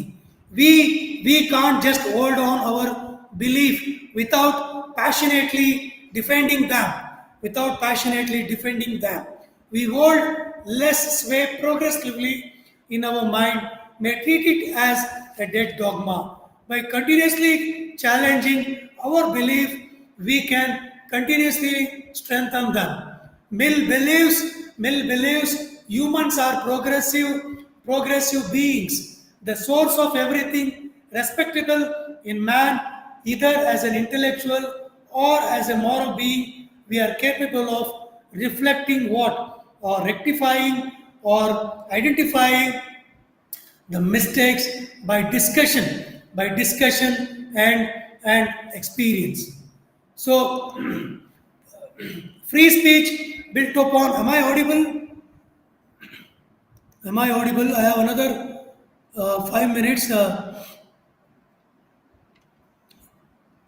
See, I started the class late. You are asking me to wind up the class. That's okay. I'll continue with chapter 3 in the next class. Uh, chapter 3 from the same text. I'll continue with that. For time being, thank you one and all for your patient listening, uh, patience listening. We'll meet you once again in the next class. Thank you.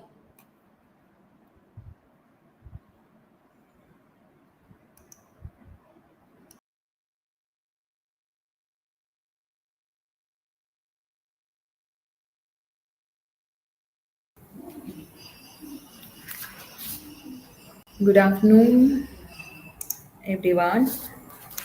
In this session, I'm going to talk about P.B. Shelley as a romantic poet, and along with Shelley, I'm also going to talk about Matthew Arnold, Victorian poet, whereas Shelley is a romantic poet. And let me start with P.B. Shelley, Percy Percy Shelley. Hope I'm audible enough. If you have any problem, you can drop me a message in the chat box so that I can answer your queries at the end of my session. Yeah, how P.B. Shelley can be considered as a romantic poet and how he is different from other romantic poets of his times. And let me start with Shelley as a romantic poet, how he belonged to the second generation of romantic age. And he became a key member of a closely knitted circle of visionary poets and writers that included Lord Byron, John Keats, Leigh Hunt, Thomas Peacock, and his second wife, Mary Shelley. Okay, he is known for classic poems such as Ozymandias, Over the West Wind, The Cloud, and so on. And he also wrote a verse drama, that is The Cenci, and the philosophical poems such as Femab, Alastor, and Adonius, Prometheus, Sunborn, and his final unfinished work, The Triumph of Life. So, this topic, P.B. Shelley's topic, I am taking it from course 1, semester 2, hardcore 2.1. Okay, this is the course, and here I'm hope from block 3. Okay, hope you have good afternoon, everyone. I have already started my lecture. You were busy with thanking Shrikant.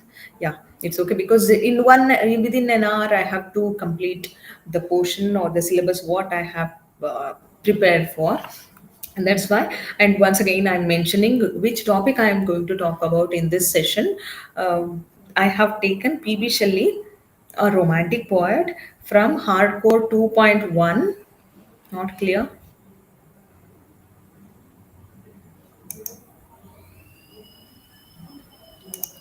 Yeah, hope you are. I'm audible. Am I not audible?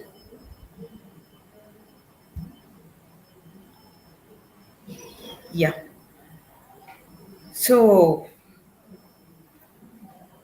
yeah, somebody told me Syed audio is not clear. You have to log off and again log into the session. Maybe then it works. So I have taken this topic from Hardcore 2.1, 19th century English poetry, and under the title Block 3, P.B. Shelley. So P.B. Shelley, as I told you, that he's a romantic poet and he belongs to the second generation of romantic poets like Lake and Thomas Peacock and his wife Mary Shelley, and even Lord Byron. Shelley's writing features the prospects of mysticism, and he is known as a mystic poet. And he explores the realm of inexistent beings rationally and its manifestation on humankind or human mind as well. Him to intellectual beauty shows the shadow of unseen power, which moves and floats through unseen among worlds, which manifests upon the physical object of nature. So, this Shelley calls it as a spirit of beauty, which he further adds that its manifestation on human mind can make any individual omnipotent and extremely powerful. So, one of the important aspects of Shelley's writing was the treatment with satire. Okay, he is well known for using satire in his poet, or in his poetry, or in his poems. His satire is directed against the political tyranny and rulers, and he is a very revolutionary since from his student days at all. Okay, so Ozymandias is a classic poem and a sonnet with the ironical message of the temporal physical power that decays with time. Because you might have read this poem at your youth level or graduation level. Through this poem, what does the poet wish to transfer or to explain? Because this power, position, everything is temporal. Because it decays within the time, right? Ozymandias, he was a Roman emperor once upon a time, but his statue was able to see, well, a traveler able to see his statue on a desert, right? So Shelley mocks at the tyranny of King there through this poem, King Ozymandias, whose political power could not hold its dominion for a longer period of time, but is surrounded with just nothing beside remains around the decay. He ends that poem with a beautiful line like nothing beside remains, which means because nothing remains when we die around the decay, because only just a decay we can able to see, and we can carry what the good deeds we have done when we were alive, right? So Shelley's imagination is different from the other romantic poets. The faculty of imagination is expressed as closely resembled to the divine. Shelley, in his essay, A Defense of Poetry, argues that the poet is creator and his creative process are almost close to the divine. Because whereas we have a T.S. Eliot, he says that the critic work is greater than poetic work. But here Shelley says that he compares that the poet is the creator and the two creator of a divine. Okay, so in our own years, he compares the mind of the creativity of John Keats to a godlike mind source forth in its delight. This is how he compares John Keats. Sorry. However, he amalgamates between facts and nature to give his creative imagination a color. Or he just wants to glorify the job of a creator. Who is the creator here? The poet. So, Ode to a Skylark. I told you this poem is described for you. In Ode to a Skylark shows the amalgamation by bringing forth the atmospheric refraction of light in parallel comparison to the moon diminishing during the day. Once white dawn clear. Okay, once white dawn clear means when the day passes, the dark comes, and even after the dark, there will be a day. And as he just still he wants to say that every cloud has a silver lining, right? So there is nothing permanent about it. And likewise, the physical appearances of the skylark gets blurred as the sun sets down, which is due to the atmospheric refraction of light. So Shelley was a revolutionary poet, I told you, and derives much influences from the French Revolution. During his student days only, he was deeply and seriously inspired by, influenced by French Revolution. The French Revolution, we all know that, which destroyed the old setup of order and brought a new order to the society. Right? So, in another poem prescribed for you is Ode to the West Wind, which shows the destruction of old ideas to emerge or give way for the new seeds of life, or newer seeds of new ideas. So he compares old ideas to the dead leaves and pleads to the best wind to drive away all these dead leaves like a ghost from an enchanted lake. Got it? So he talks about the emergence of new ideas where the winged seeds are preserved like a corpse until the spring shall blow, resulting in the hard winters of change. So the Ode to the West Wind, the poem sprouts a romantic element of subjectivity. Shelley was a victim of mob torment and bullying, and he addresses his own personal emotions in a statement where he says, "A heavy weight of ours has chained and bound him, and I fall upon the thorns of life. I bleed." Okay, because he says that heavy amount of weight of ours has chained and bound, and I fall upon the thorns of life and I bleed. So these lines suggest that the sufferings and the pains he has undergone and he went through in his own life, and pleads the best wind to use him as a lyre. Lyre, lyre, which means it's a musical instrument. When somebody blows it, the music comes out of that. So he requests the best wind. He personifies the word best wind in this poem, and he requests him as he requests the best wind to use him as a lyre and swept away his old self to a new life, stating, "Be thou me, impetuous one." Okay, this is the phrase has been taken from the poem Ode to the West Wind. So finally, Shelley exhibited Hellenistic writing in his poems. Because I'm giving you introduction, everything, how P.B. Shelley can be called as a unique and unique in among romantics.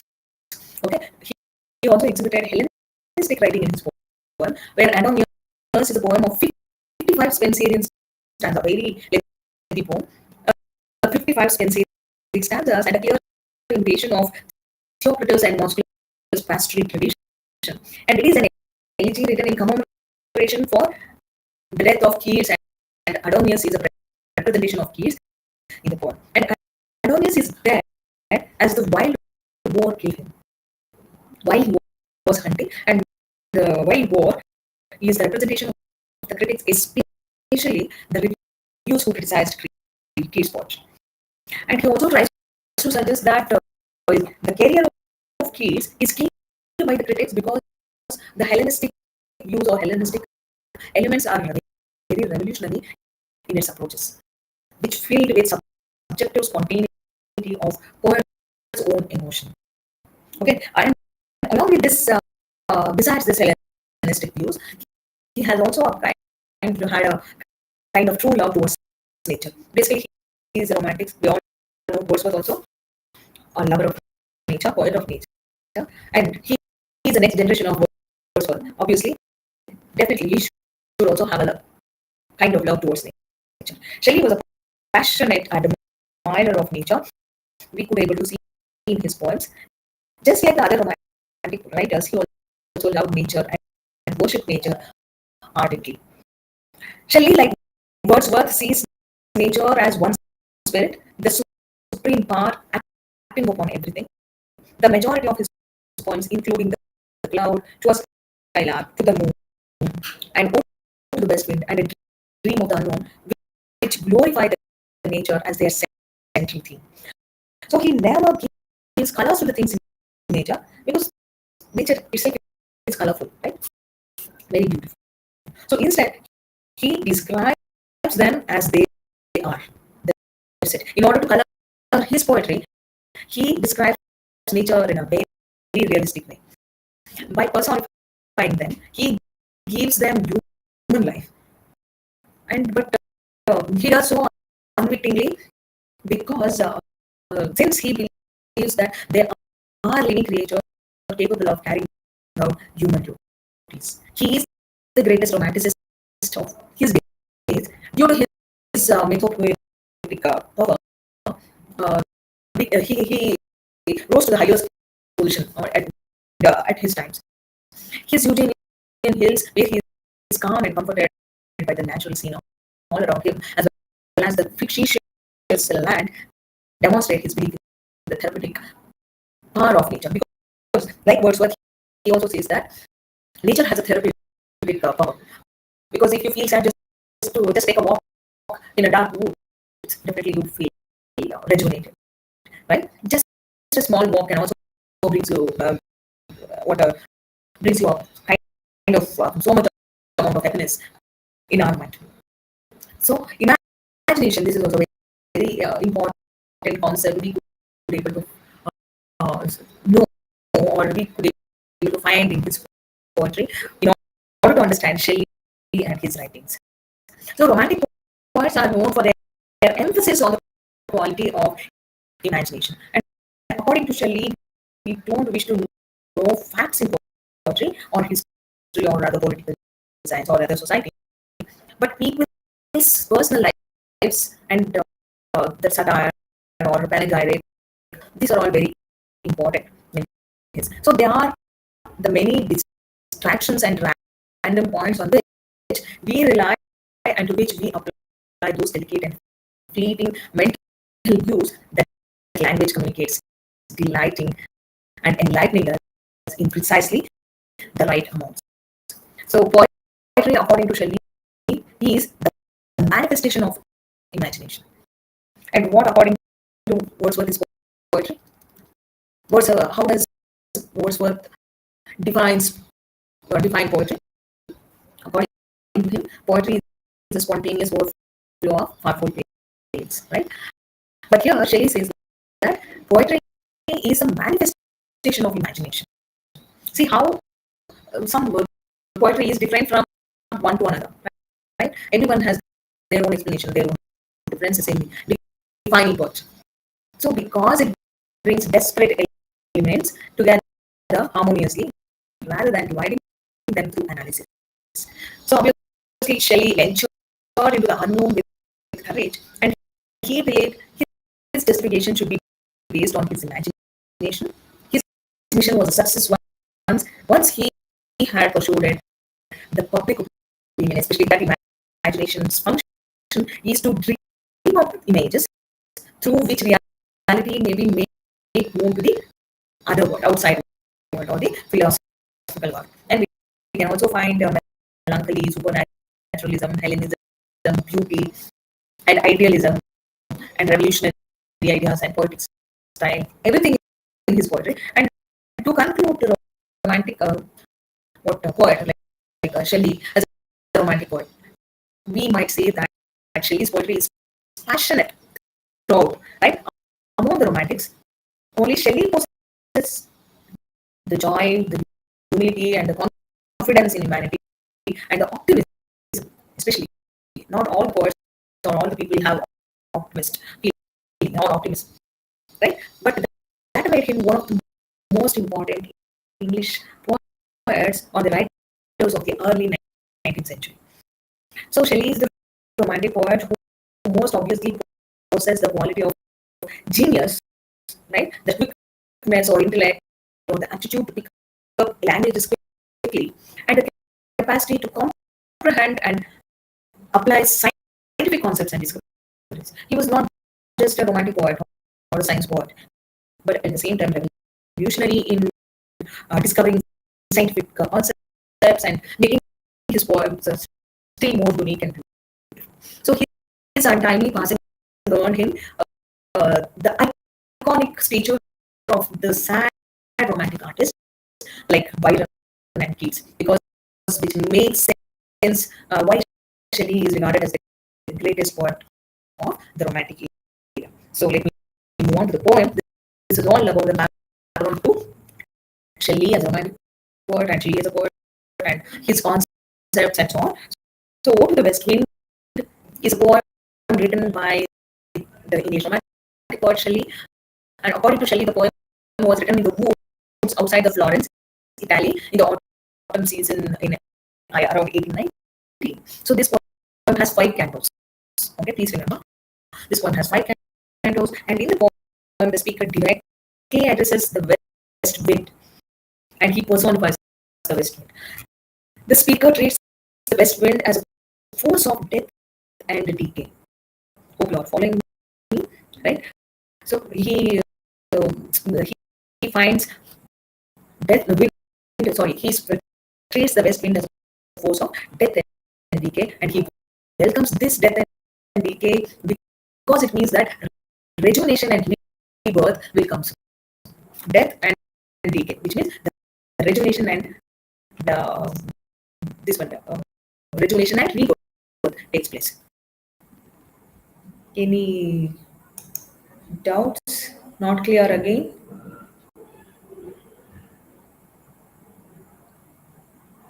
Maybe due to network issue, I really don't know. Hope I am audible now. Again, are you following any hurdles in listening to my lecture? Am I not audible?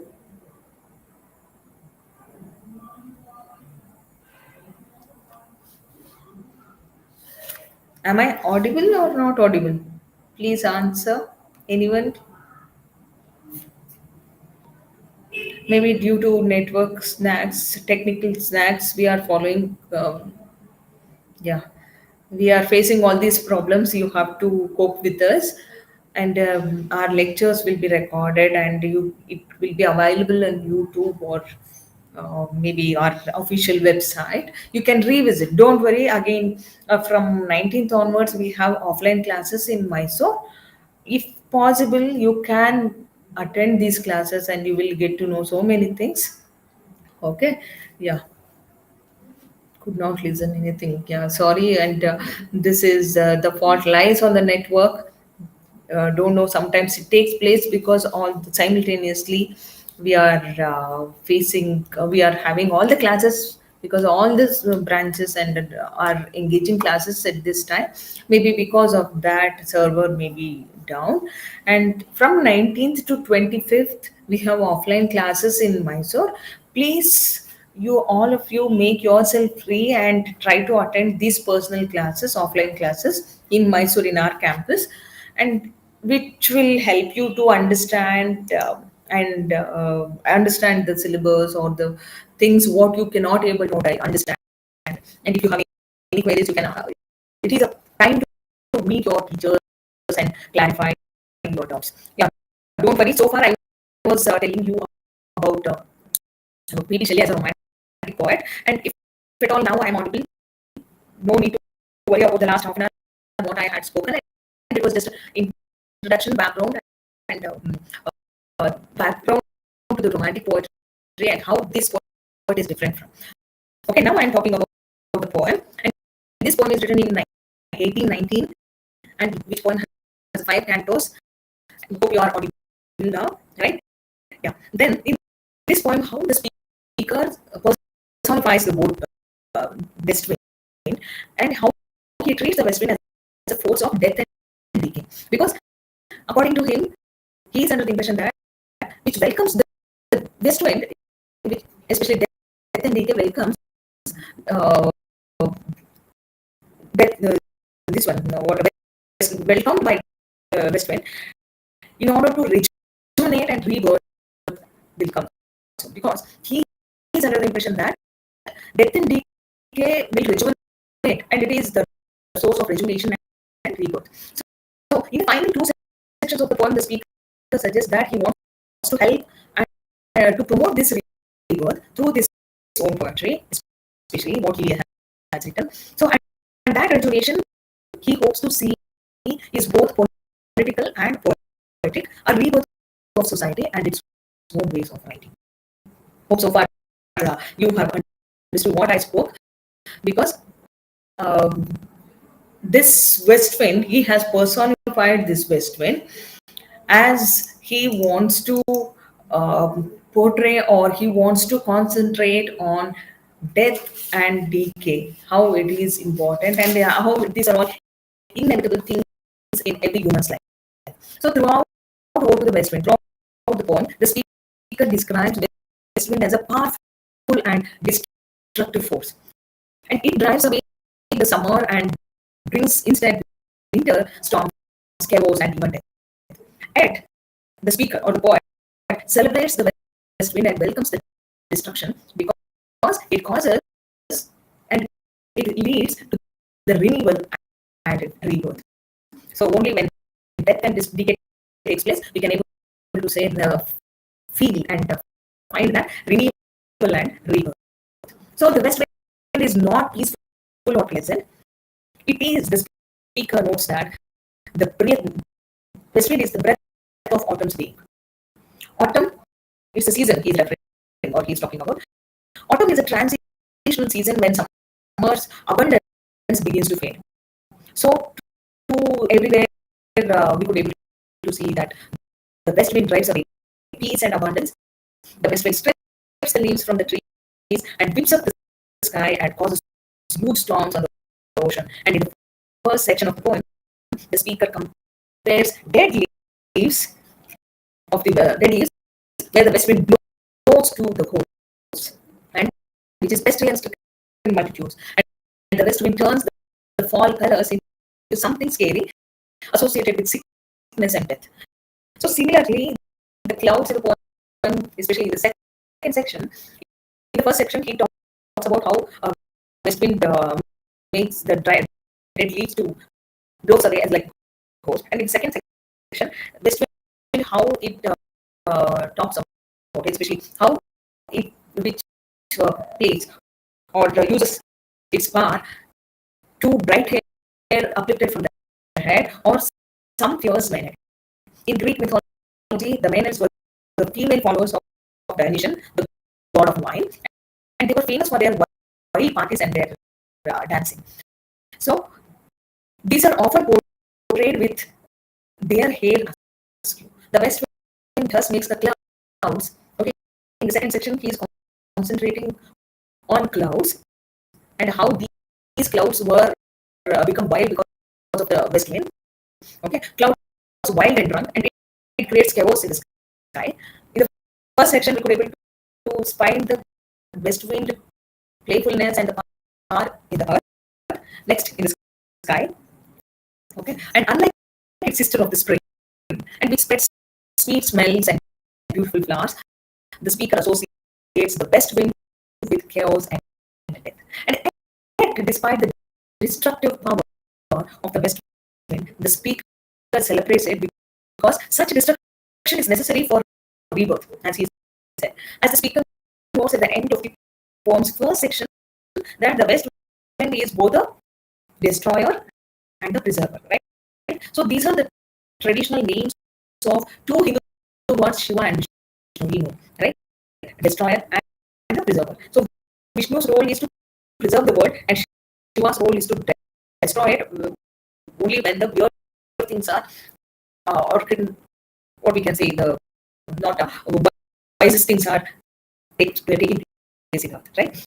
So the west wind combines these two opposite figures, like destroying and preserving, right? So as the speaker announces in the final lines that, oh, wind, if winter comes, can spring be far behind?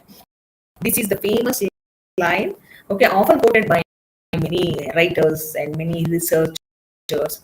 Okay, so he says, "Oh wind, okay, if winter comes, can spring be far behind?"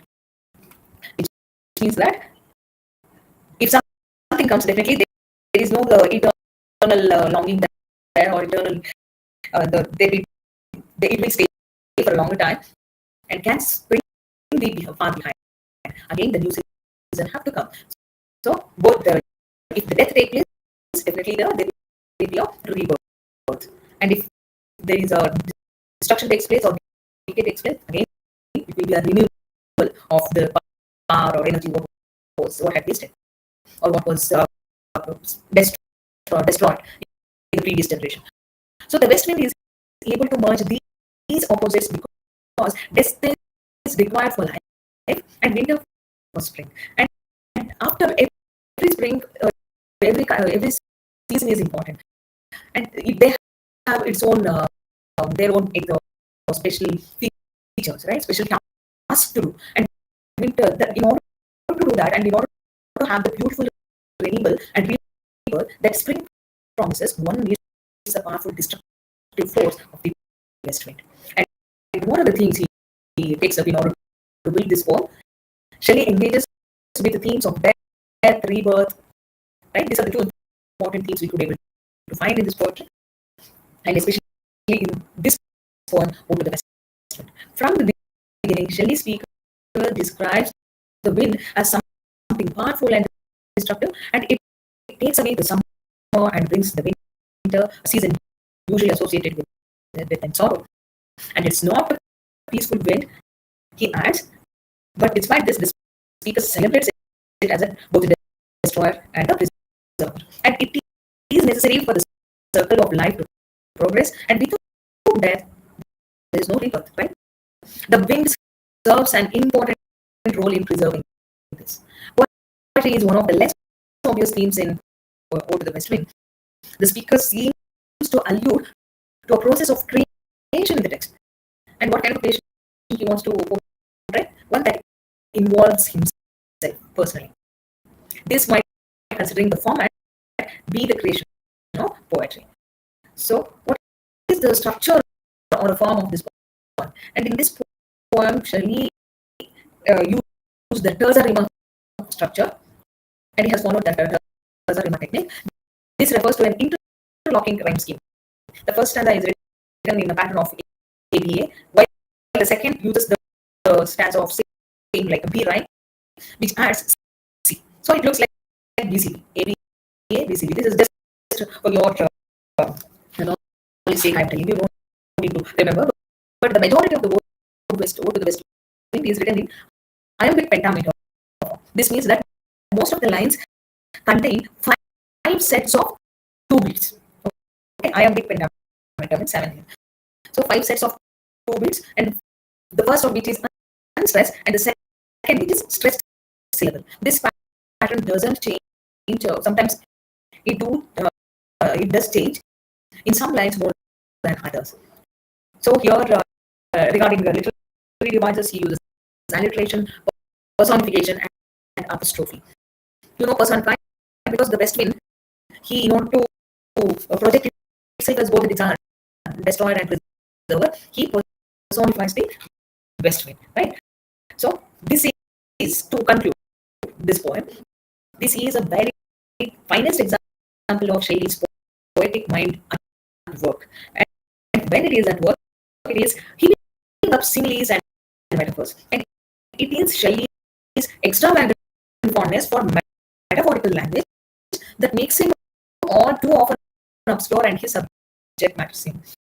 And he is prone to be swept away by the words, and how the leaves are driven from the presence of his West Wind divinity, like how these dry leaves are driven, like a ghost from an enchanted leaf. Okay, in the first stanza, he talks about, and the wind also changes from an enchanter to a carter driving a load of wind seeds to their dark wintry bed, where they will lie like carters in their graves until they are summoned to arise by the trumpet of the spring season. Spring wind. See how beautifully he explains. Right? So here, wind acts as both as a destroyer and preserver by destroying the dead leaves, which preserves the seeds, because which these are the seeds which will arise by the trumpet of the spring season. Right? So the spring wind drives sweet birds like flocks to feed in air. So just as the west wind drives the leaves, so the birds are not left as birds; they are transformed into sheep. And in the second stanza, as I told you, that the clouds are at once leaves and shook from the tangled boughs of heaven and ocean, because the way west wind is executing its power in order to shape the clouds, it almost touches the heaven and the ocean. And they are also agents of rain and lightning. They are also apparently the locks of the approaching storm. and it creates a storm there. And they remind the poet of the loss or the head of some fierce men. And in the third stanza, it is the awakener of the Mediterranean Sea, because it is lulled to sleep by its own currents and seeing in its sleep. Sea is so calm, right? So, according to he portrays that sea is almost sleeping. So, old palaces, because it has, though it feels or it seems like it is slow too calm, but and beneath the sea, we could able to find the old palaces and towers overgrown with azure moss and flowers. Right?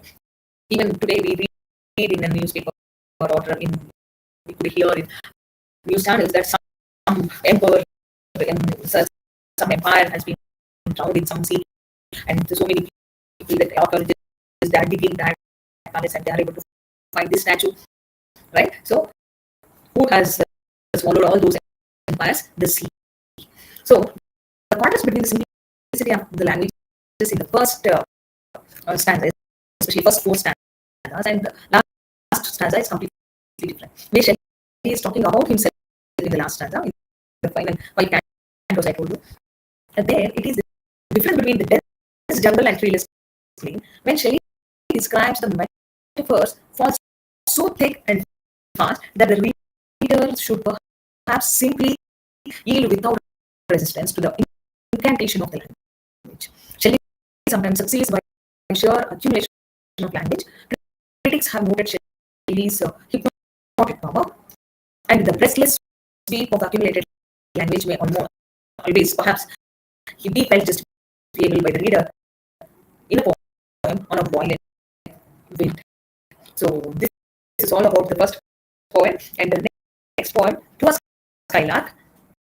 This is also one of the finest creation by Shelley, where the speaker addresses a bird. Skylark is a bird and says that it is a bleeding spirit. And it is not just a bird, but it is a bleeding spirit. For its songs comes from heaven.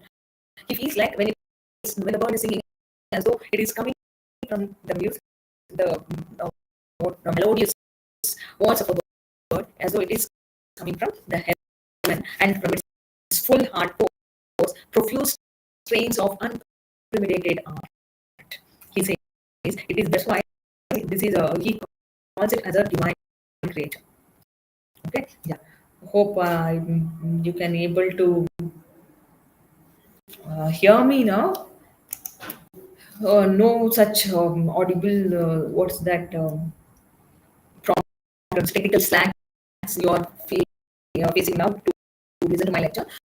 Yeah, coming back to a skylark, the bird flies higher and higher, like a cloud of fire in the blue sky. He says, because how the bird flies like a cloud of fire higher and higher in a blue sky.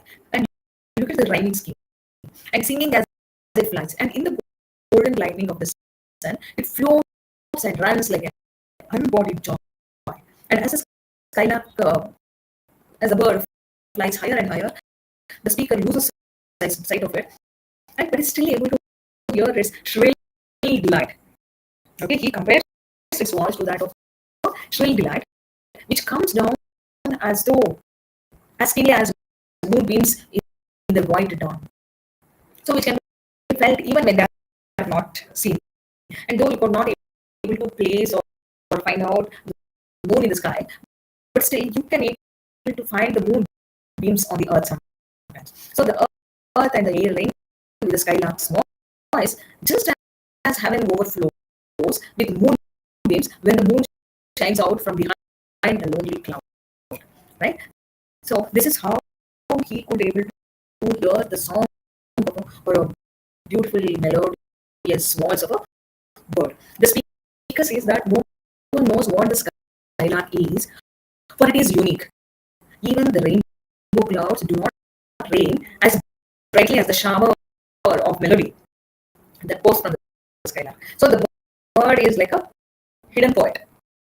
Okay, he is comparing himself to that of a bird. So the bird is like a poet hidden in the light of thought and able to make the bird experience by sympathy with hopes and fears it needed not.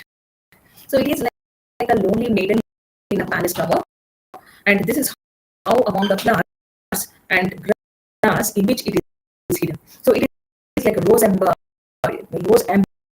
in its own green leaves, and whose scent is blown by the wind until the bees are faint with too much of sleep.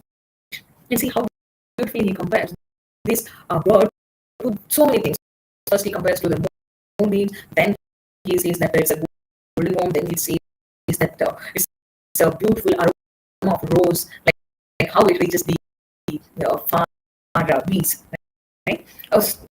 Finally, the Skylar song surpasses all that ever was joyous and clear and fresh. So, calling the Skylark the spirit, he calls the bird as a Giti spirit. Giti spirit means blissful spirit. So, the speaker asks it to tell him its sweet thoughts, for he has never heard anyone or anything call upon a flood of rapture to divine. So, compared to the Skylarks, any music would seem lacking.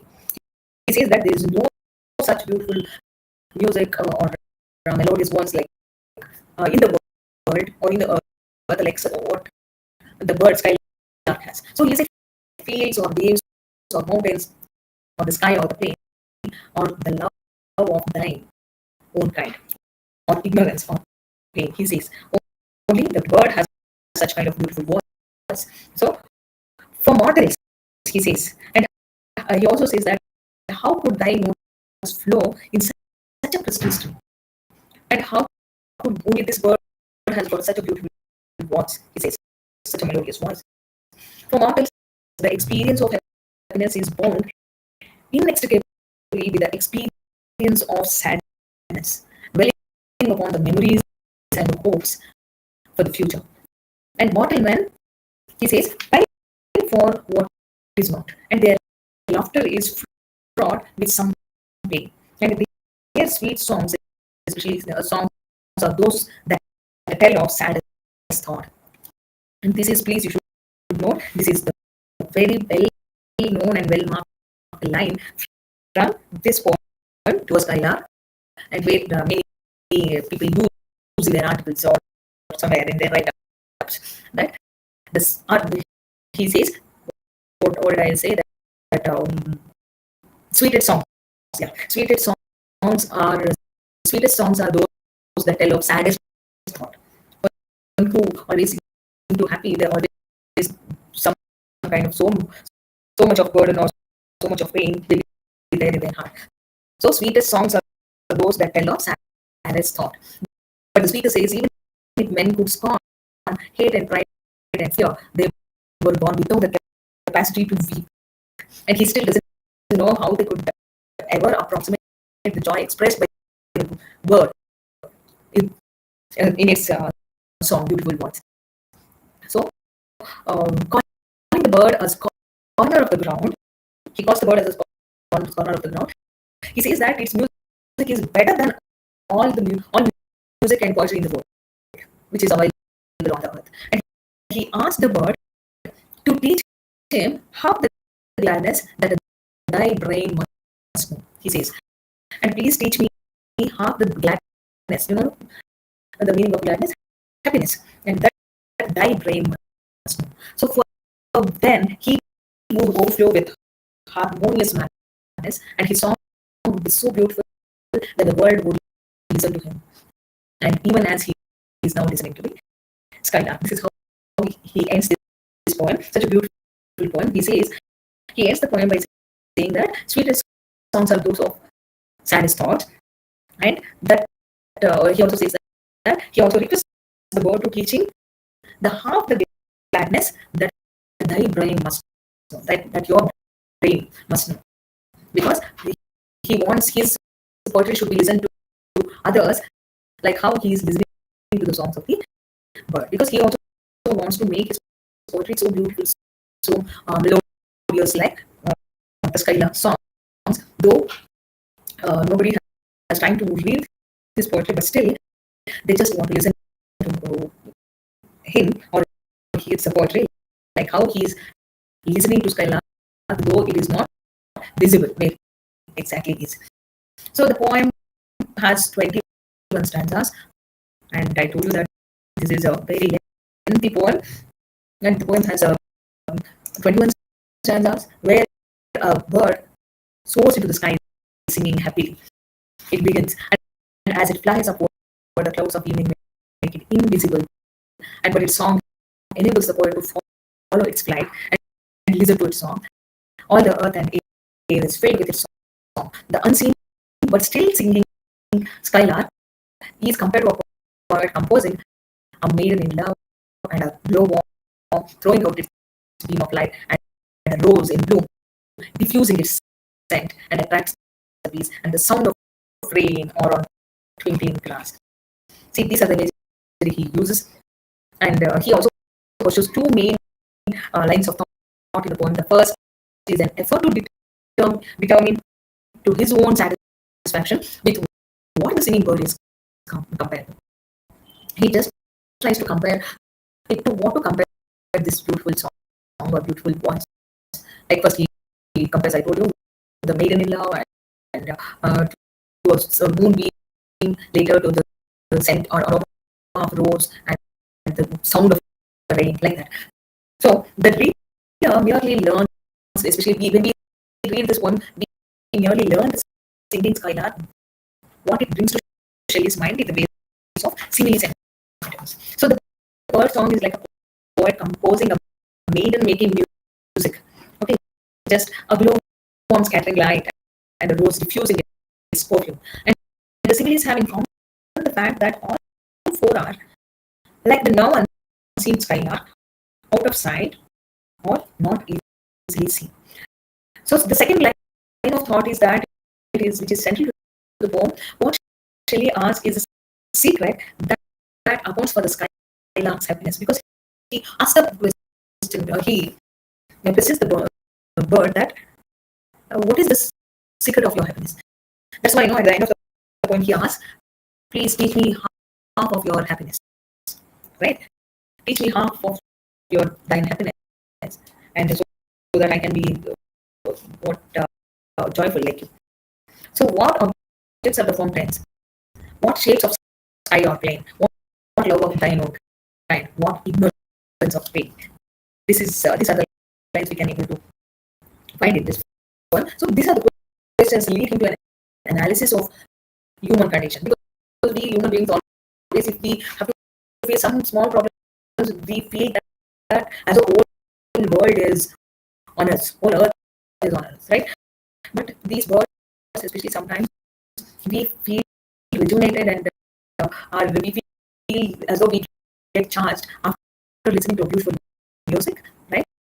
Or other beautiful things. So that's why this is the basic question Shelley asks in this poem, that what is the secret of the happiness of a bird? Because we human beings, we know only pain and experiences of weariness or annoyance, and we feel annoyed sometimes, and what we can say, almost sometimes we feel really disturbed, right? And disgusted. So he is playing by hate, pride, or fear.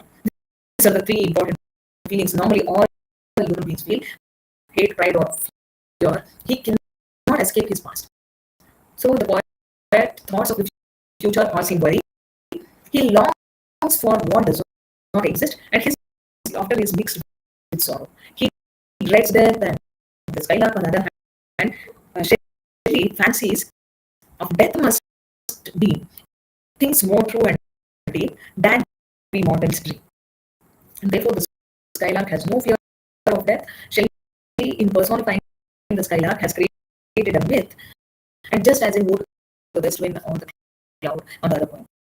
And Shelley knows that this skylark is merely a bird with a song that to the human ear sounds like a happy song, and he is indulging in that fanciful song and has no intention whatever of deceiving the reader or himself. The exquisite happiness that his ear is experiencing now or has heard in the song of the nightingale, that is none other than the skylark, has carried himself completely away from the actual world. So in the final stanza of the poem, he appeals to the creator of his imagination to teach him half the gladness, right? Half of the uh, gladness that thy brain must know. And happiness is the secret of the lovely song of Skylark. And if Shelley possessed only half of the gladness or half of the happiness of the world, then definitely he could write a very beautiful poetry or a very classic poetry, according to him. That the whole world would read with the same attention, with the same spirit, as he is giving to the song of the Skylark that his ears hear now. This is the end of Shelley's poem. Next, I have to move on to Matthew Arnold's Dover Beach. Any questions so far? Any questions? Hope not. Yeah, Matthew Arnold, he is a critic of repute and he is a well-known Victorian poet, and he became very popular with the publication of his critical essay in 1869 and his book on politics and sociology, namely The Culture and Anarchy, and which is considered as a masterpiece of ridicule as well as a searching analysis on Victorian society. So he criticized the 19th century English politicians for their lack of purpose and excessive concern with the machinery of society. This is what Matthew Arnold stands for, and he was not only a poet but also a philosopher, critic, political thinker, and so on. And since only 2 poems of him have been prescribed for you this semester, one is Dover Beach and the Scholar Gypsy.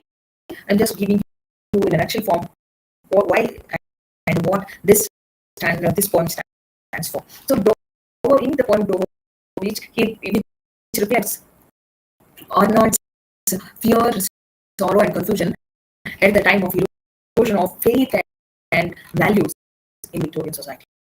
And as we all know that Matthew Arnold is also well known for using dramatic monologue, okay, in his poem, especially in Dover Beach. This is in this poem, or this poem is considered as a dramatic monologue because monologue means only a speaker, monologue, only a single speaker speaking throughout the poem. So generally, this poem, which has a single character or a single speaker, addresses an imagined audience. Okay, and it discloses the psychology of the speaker at a critical or significant moment, and it differs from the stage soliloquy since the monologue itself reveals the place, time, and character of the speaker. So here, this poem, as I told you, this is considered as a dramatic monologue where Arnold wrote during or after he and his wife visits to the Dover region, situated in southeastern England in the month of September 1851, I think. And so, after visiting that Dover region, he was influenced and he was inspired to write a poem after that, after their visit. So, the moon-blanched landscape described in the opening lines is composed of details which suggest the serenity, balance, and stability which Arnold desired for himself. Dover Beach is located in England, as I told you, on the eastern shore, so near France. It is also the setting or the title of the poem written by a well-educated man, Matthew Arnold. So Arnold opens this poem on a deceptively calm note with a description of Dover Beach on a moonlit night. Okay, it was just imagine the beginning itself is very nice, and it is a calm and beautiful night. The moon is bright, and the waves are flowing in their fullness, and the sight is so enchanting that the poet invites his wife to join him to enjoy the beauty. Okay, enjoy the beauty of both calm sea and sky, and even the rapture sound of waves. The poet singles out for description the noise of the sea flowing and ebbing, and the waves seem to be making harsh grinding sound. The reason is that they are engaged in a barren activity. The waves lash against the shore and draw with them the pebbles on the shore, and the pebbles are are brought back and forth, flung into the shore by the next wave. So, in contrast, with a full tide that is grand and profound, the waves are seen engaged in a fruitless exercise. The slow, tremulous cadence of the sea carries to the poet's mind a message of melancholy and eternal notes of sadness. So the poem begins with a very peaceful tone. The sea is calm tonight, and the tide is full. The moon lies fair upon the straits. This is how the poem begins. And in these lines, the poet describes the beauty and feel of the beach that night, especially by using the imagery. And then he asked his wife to accompany him or share this beautiful experience with him. This enchanting experience come to the window. But he also has listen.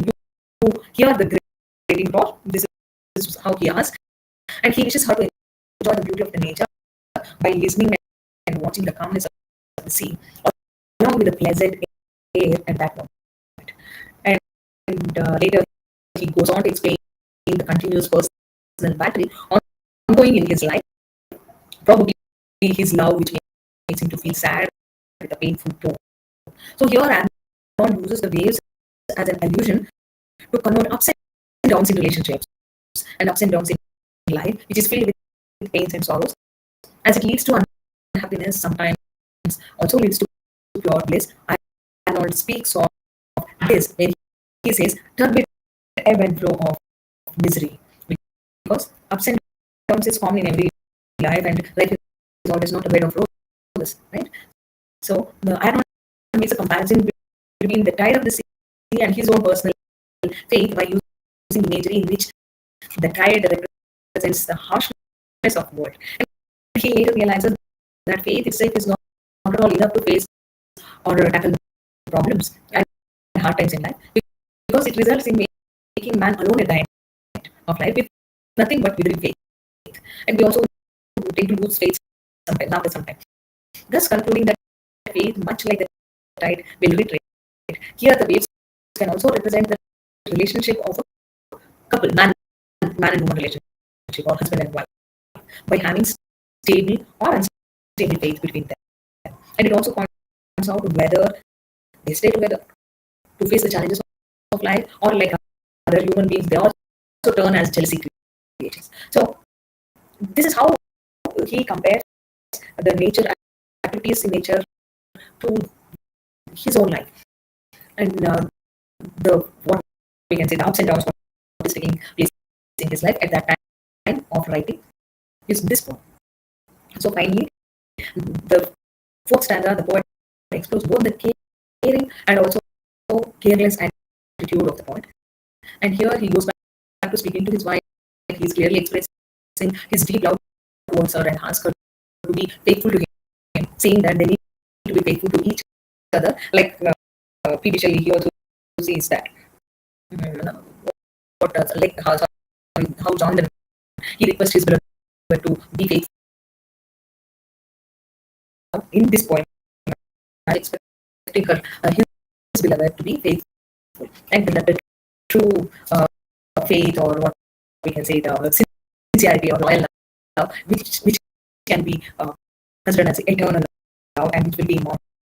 And he then goes on to ask about his true love, and he requests her to be faithful. And this seems to insinuate that they have the whole world at their fingertips to make their dreams come true. And we can have in the beginning we could have that melancholy tone of the poet, and at the end of the poem we could be able to find the optimistic emotion. The other, there are many interpretations of this poem that are not also might be addressing the whole world in general, not only his beloved.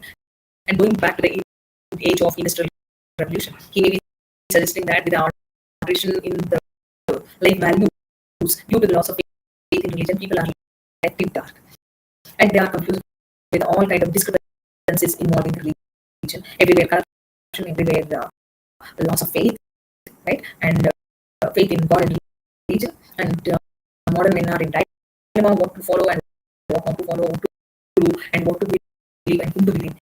And so many questions are raised up. And that's why I'm not call the modern men as the ignorant armies. They're just ignorant. They don't know what's happening around them. So that clash by night, or they are battling constantly. Because can we fight during dark?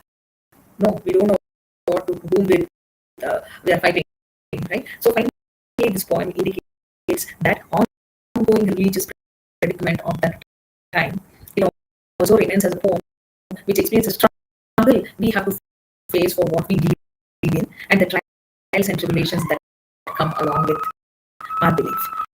So the most prominent characteristics of Arnold's poetry is a form of melancholy born out of painful experiences or awareness of a sensitive and sensible individual caught between a dead faith and an uneasy rationalism. So, as I told you that he is a very well established, well-known Victorian poet, and by in a satirical way and sometimes in a mocking way, he attacks the society where he lived in. Thank you. If you have any problem, you can ask me.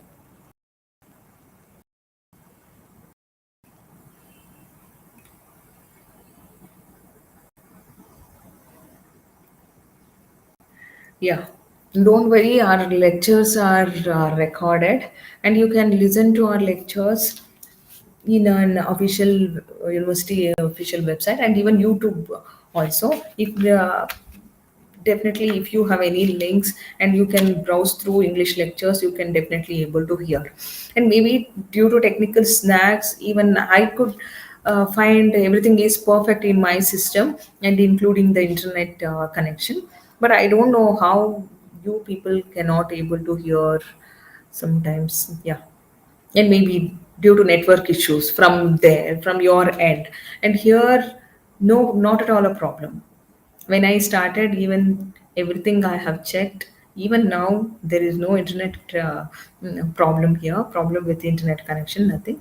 And our lectures will be recorded, and it also will be available in YouTube channels. Okay, thank you. If you have any doubts, you can ask me. Yeah, since you could not able to hear, then there won't be any queries. Yeah. Don't worry, please let us meet in offline classes, which will be held from 19th to 25th of this month, so that you can ask and you can come up with your queries or questions. We are ready to answer here. Yeah, good luck. That's all for today. I line my session now. Thank you for your patient listening.